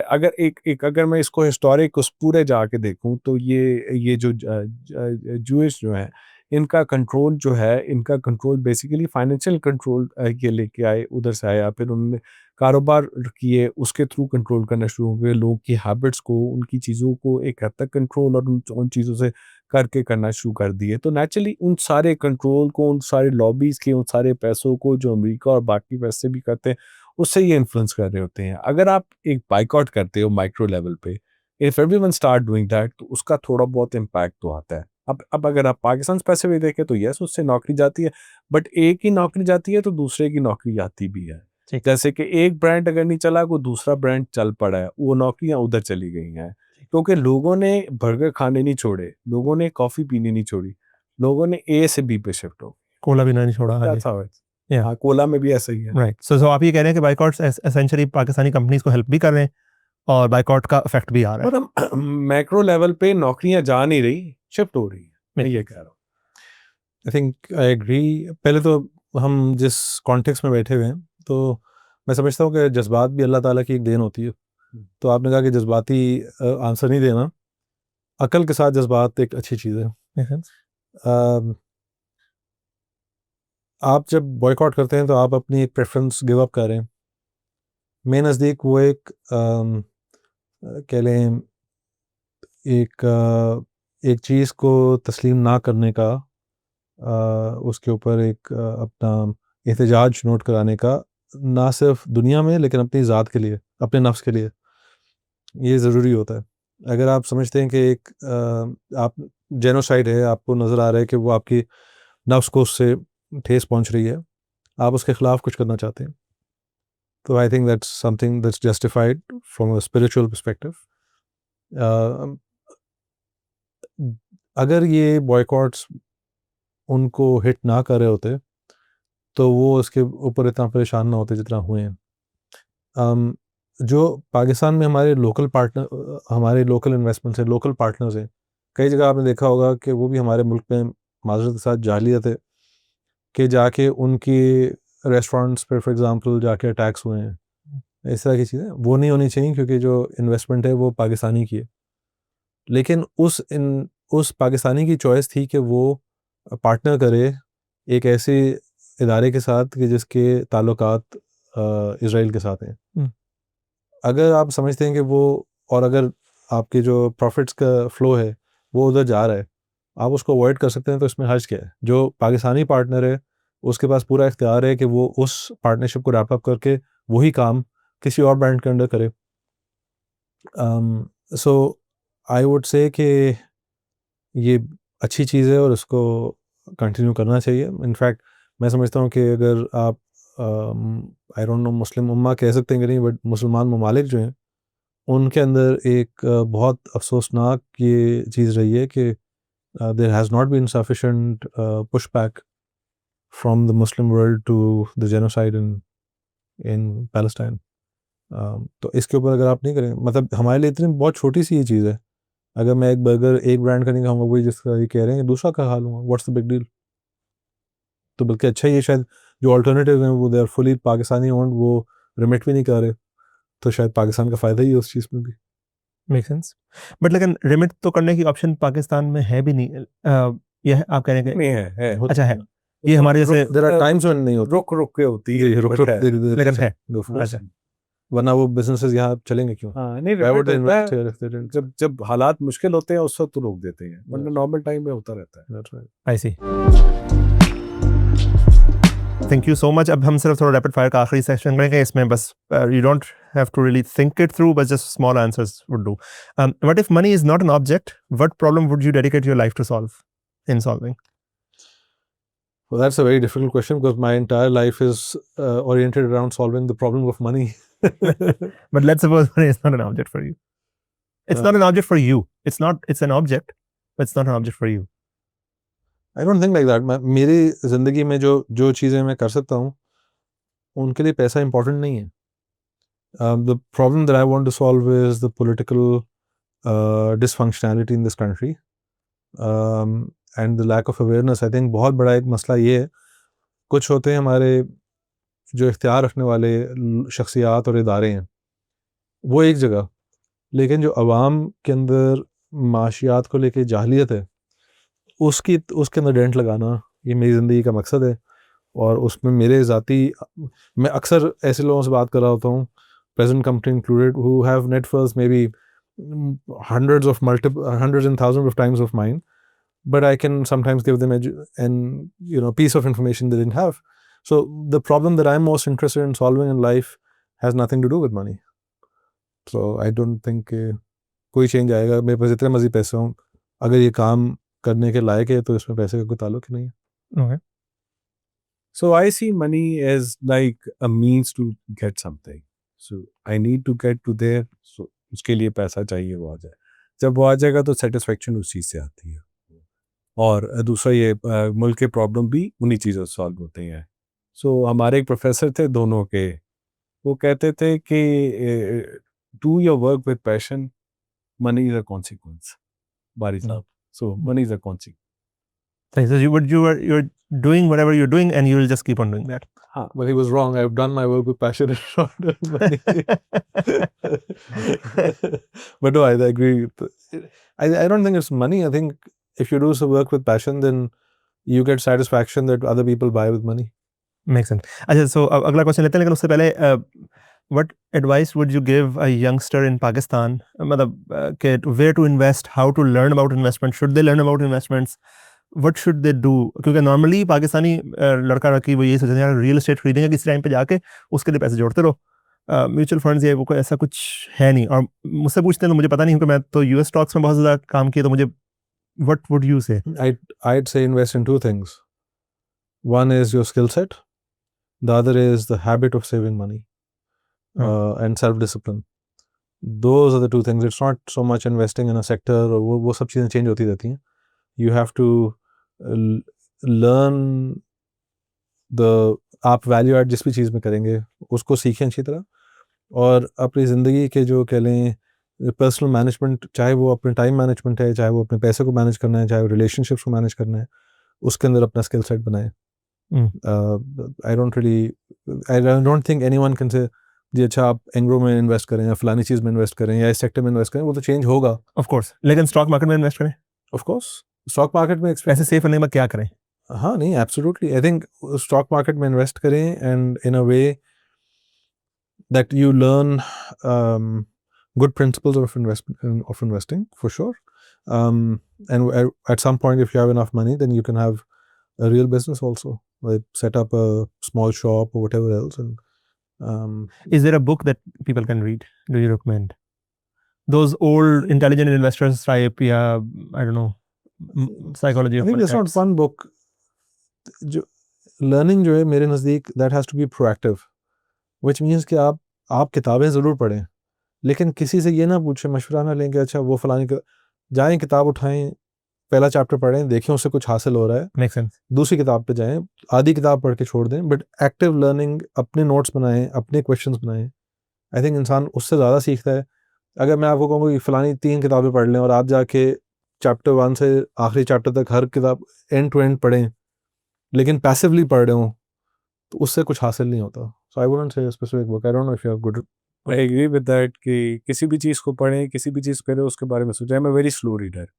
मैं उसको पढ़ रहा होता हूँ, साथ उसके बारे में सोच रहा होता हूँ. और दूसरा ये है कि saving, what he is saying that कि yes you have a habit of saving, then you have to invest in saving somewhere as well. और अगर आप स्टॉक मार्केट पे डायरेक्ट इन्वेस्ट करते हैं और उसको देखते हैं तो that takes your time, you may not have the time. तो that's why mutual funds are better. Pakistan में काफ़ी म्यूचुअल फंड आ गए हुए हैं, they very reputable mutual fund, कोई इसमें धोखा नहीं है. उसके अंदर आप आई वुड एडवाइस कि म्यूचुअल फंड के अंदर इन्वेस्ट करें. इसी तरह आपकी बेनिफिट भी है सर. अगर रियल स्टेट में आपके आगे आके जाके डेवलपमेंट REITs वगैरह आ रही हैं, उसके अंदर इन्वेस्ट कर लीजिए कि आप छोटा से किसी बड़े प्रोजेक्ट में छोटा सा हिस्सा ले लें. वेंचर कैपिटल या आपके इर्द गिर्द कारोबार कोई अच्छा कर रहे हैं और आपको लगता है कि उसके साथ इन्वेस्ट करना है तो इस तरह कर दें. So you become a sleeping partner in certain things. क्योंकि जो आप सेविंग आपकी आ रही है वो किसी काम करके आ रही है, जो आपके काम के घंटे वो ऑलरेडी कहीं पे जा रहे हैं. सो अनलेस कि आप एक स्टॉक मार्केट ट्रेडर बन गए और सारा दिन काम ही वो कर रही हैं, then it's a different story. But आप अगर एक से सॉफ्टवेयर कंपनी में काम कर रही हैं और आपके पास पैसे कुछ हैं और आपने कहीं इन्वेस्ट करना है, जिसको आप रोज़ नहीं देखना चाहते, तो किसी अच्छे म्यूचुअल फंड में करिए. Make sense. अच्छा, जो भी आपका मिशन अभी आप लोगों ने स्टेट किया है, इस मिशन को पूरा करने के लिए if you can swap your life with someone right now, who would you swap it with? Field marshal साहब के अलावा. That's only job worth having. आप क्या बात कर रहे हैं? बचपन में फौज में चले जाते हैं. हम बाकी चीज़ों में चले गए. नहीं एक्चुअली सो देखें, अगर फर्स्ट करें कि आप उनसे स्वैप कर लेते हैं. realistically you will have had the same journey that person has had, which means कि जो चीज़ें हमने 25 साल इकोनॉमी को पढ़ के समझी हैं वो हमें समझ ना हो. So I don't think swapping is there's any point to that. Why would I want life में स्वैप करने का वस्ता नहीं होता. It's life is an experience. You learn and you adapt. ठीक है ना. वो आप गेम खेलते हैं ना कि वो ए पे आप ये स्टेप लेंगे तो ये होगा, अगर ये स्टेप लेंगे तो ये होगा, तो वो करते करते आप पता नहीं कहाँ जाए. मैं आज इनसे अपनी लाइफ स्वैप कर लेता हूँ, बट अगर जो इन्होंने फैसले किए मैं करता तो बहुत फ़र्क होता, मैंने जो किए उनके फैसले किए बहुत फ़र्क होता. So with in your own thing अपने आप को चेंज कर सकते हो, बट आप किसी की लाइफ नहीं जी सकते. लाइफ आपने अपनी जीनी है. मैंने करनी भी नहीं स्वैप आपके साथ. देखिए स्वैप, I mean honestly, मैं अक्सर लोगों से कहता हूँ I have the best job in Pakistan except the money I take home, right? So I'd like to be paid twice or thrice what I get paid. लेकिन मेरी job क्या है? I've got full intellectual freedom and I get to study an interesting topic. मुझे और क्या चाहिए? तो I don't really want to swap with anyone. I can't think of anyone. No power, no fame, no nothing. No, I don't want. देखिए खैर वो एक और बात, वो रूहानियत भी हो जाएगी, जिम्मेदारी भी तो है ना. जिम्मेदारी है. फेम का कोई फ़ायदा है सच मुझे तो नज़र नहीं आता. पावर का फ़ायदा है टू अचीव समथिंग.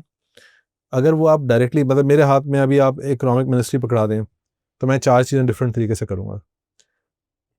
लेकिन अगर मेरे पास वो अभी नहीं है तो मैं जवाब भी नहीं, तो मैं कुछ और कर सकता हूँ जो उस प्रोजेक्ट की तरफ इनपुट दे. मिसाल के तौर पे मैं इकोनॉमिक मिनिस्ट्री का हिस्सा नहीं हूँ, मैं नहीं कह सकता कि डॉलर को 400 पे करें, लेकिन मैं लोगों को समझा सकता हूँ कि उसको करने का फ़ायदा क्या है. तो ये जो सोच होती है ना कि मैं अगर ये बच्चों में ख़ास तौर पे 20-22 साल बच्चों तो नहीं कहना चाहिए, बट नौजवानों में बहुत ज़्यादा ख्याल होता. अगर मैं भी इस तरह सोच चुका हूँ, अगर मैं उसकी जगह बैठा होता तो मैं ये हो जाता. अगर मैं 5 साल पीछे चले जाऊँ तो मैं ऐसे कर लेता. ये इंसान के दिमाग को ख़राब करती है. आप जिधर हैं आपने उधर ही रहना है. मैं इनके साथ स्वैप नहीं कर सकता अगर चाहूँ भी. मेरा काम है अपनी ज़िंदगी को अच्छा करना और उसको पुरअसर करना. सो I think the question is wrong. Within my life, how can I be most effective? There are things I can do on the margin. I can be a better orator. I can be a better researcher. I can be a better column writer. That's the only thing I should be focused on. और मेरे ख्याल में life के अंदर progression होनी चाहिए, वो बहुत ज़रूरी. बिल्कुल, एब्सोल्युटली. और बहुत ज़रूरी है. दूसरा इकोनॉमिक्स में कॉन्सेप्ट होता है संक कॉस्ट का, कि जो गुजर गया वो गुजर गया, उसका कुछ नहीं कर सकते. ठीक है ना. आगे आपने आगे बढ़ना है. वो एक्सपीरियंसेस वो सारे आपके साथ है, उसको लेकर चल रहे हो. प्रोग्रेशन 100% हर तरह की, in your physical, mental, spiritual, emotional, family, financial, हर चीज़ में आपको प्रोग्रेशन होनी चाहिए. 100%. फिजिकल में कैसे करेंगे वो तो हम डिक्लाइन की तरफ ही जाएंगे. मैं तो कर रहा हूँ, मेरा तो मोटो ये है, फिजिकल में life starts at 50. I will be 50 in 1.5 years and I have half changed my physical self and I'm on towards that. He knows that journey. Yeah, माशाल्लाह he's done. मैं दूसरी डायरेक्शन में जा रहा हूँ, लेकिन देखिए जिंदगी डिक्लाइन को चेंज कर सकते हैं. I've reversed my physical age at least by 10-15 years. I've seen that happen very very clearly. लेकिन जिंदगी का नाम क्या है? आपने जस्तुजू करनी है, आपने अपने मसाइल के साथ जंग करनी है, वो करें बस. There's no. ये मैंने देखा कि क्राइसिस भी तब स्टार्ट होता है जब आपकी लाइफ में प्रोग्रेशन खत्म हो जाता है. नो मैटर आप कहाँ पहुंचते हैं, अगर आपने वहां से थोड़ा सा डिक्लाइन आएगा तो आपकी लाइफ में क्राइसिस शुरू हो जाएगा. That's the worst thing. It's and आप अगर नौजवानों की तरफ आप इसको डायरेक्ट करें तो उनको ये ज़रूर समझाएं कि जब ज़िंदगी के अंदर मसले आते हैं तो उनके साथ उनको डील कैसे करना है. बिकॉज अक्सर लोग 20-22 साल पे, मेरे अपने स्टूडेंट्स वगैरह, बहुत एक ककून सी लाइफ गुजारे होते हैं. ज़िंदगी में हारना और उस हार के बाद उससे निकलना, उससे एक वो जो जद्दोजहद करना है वो सीखना ख़ास तौर पे नौजवान के लिए बहुत ज़रूरी है. Right. So you have to learn के फेल कैसे करना है, उसके बाद अपने आप को मेंटल रेजिलियंस कैसे बनानी है, अपने आप को अच्छा एम्बिशियस टारगेट कैसे देना है, उसके ऊपर अपने आप को वापस कैसे लेकर आना है. और उसके लिए एक बहुत आसान तरीका ये, जो कि मेरे ख्याल है रूहानी ज़राए से भी हमें मिलता है, कि अपने से नीचे देखो. दुनिया में कोई शख्स, मतलब मैं खैर ये थोड़ी पर्सनल बात है, but we lost a child in late pregnancy.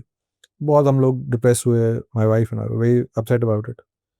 तो अस्पताल में बैठे थे तो डॉक्टर ने कहा कि ये 1,00,000 में एक केस ऐसा होता है. तो पहला ख्याल आया कि मेरे साथ क्यों हुआ। फिर फ़ौरन ही मैंने इधर-उधर देखा तो अस्पताल में हर कमरा भरा हुआ था किसी और बीमारी के साथ, दूसरे लोग बैठे हैं। कईयों के पास मसाइल ज़्यादा बड़े थे। मेरा एक अपना क्लास फेलो था, उसकी 5-6 साल की बेटी डूब के मर गई। हाँ। तो जब आप वो देखते हैं, मैं कहते हैं नहीं कोई बात नहीं, मेरे पास एक मसला है, अल्लाह ताला इम्तिहान में भी डालता है, मसले आते हैं, फिगर आउट के और उसको आगे निकलो फिर। वो अपने आप को हमेशा करना बहुत इम्पोर्टेंट है। Amazing. Thank you so much, everyone. मैंने personally, I enjoyed it a lot. I learned a lot. I really wanted to talk about AI and so much stuff that was there, energy in Pakistan. And there are so many things that we could have talked about. लेकिन हमने इस time पे खत्म करना था, तो I hope you enjoyed it too. अगर आपको इनको रीच आउट करना है, अगर आपको रीच आउट करना, तो बेस्ट तरीका क्या है? कोई क्वेश्चन हो किसी का, कोई आपको रीच आउट करना चाहे? ये मुझे लिंक्डइन पे आप मैसेज कर दें, या अली खिजर Twitter आपको लिंक्डइन पे, अली खिजर लिंक्डइन और ट्विटर पे मैसेज कर दें तो ट्विटर एंड लिंक्डइन। और आपके लिए?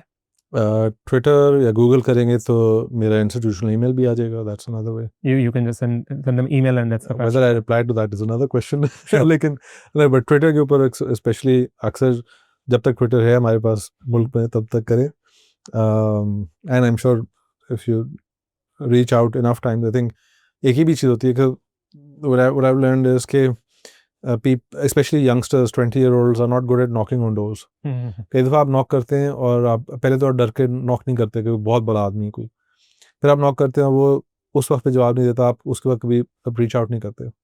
You should persist and you should knock on many doors and It opens. so hopefully I'll open. Yeah. अक्सर होता है, कभी कभार मिस हो जाता है। Yeah, makes sense.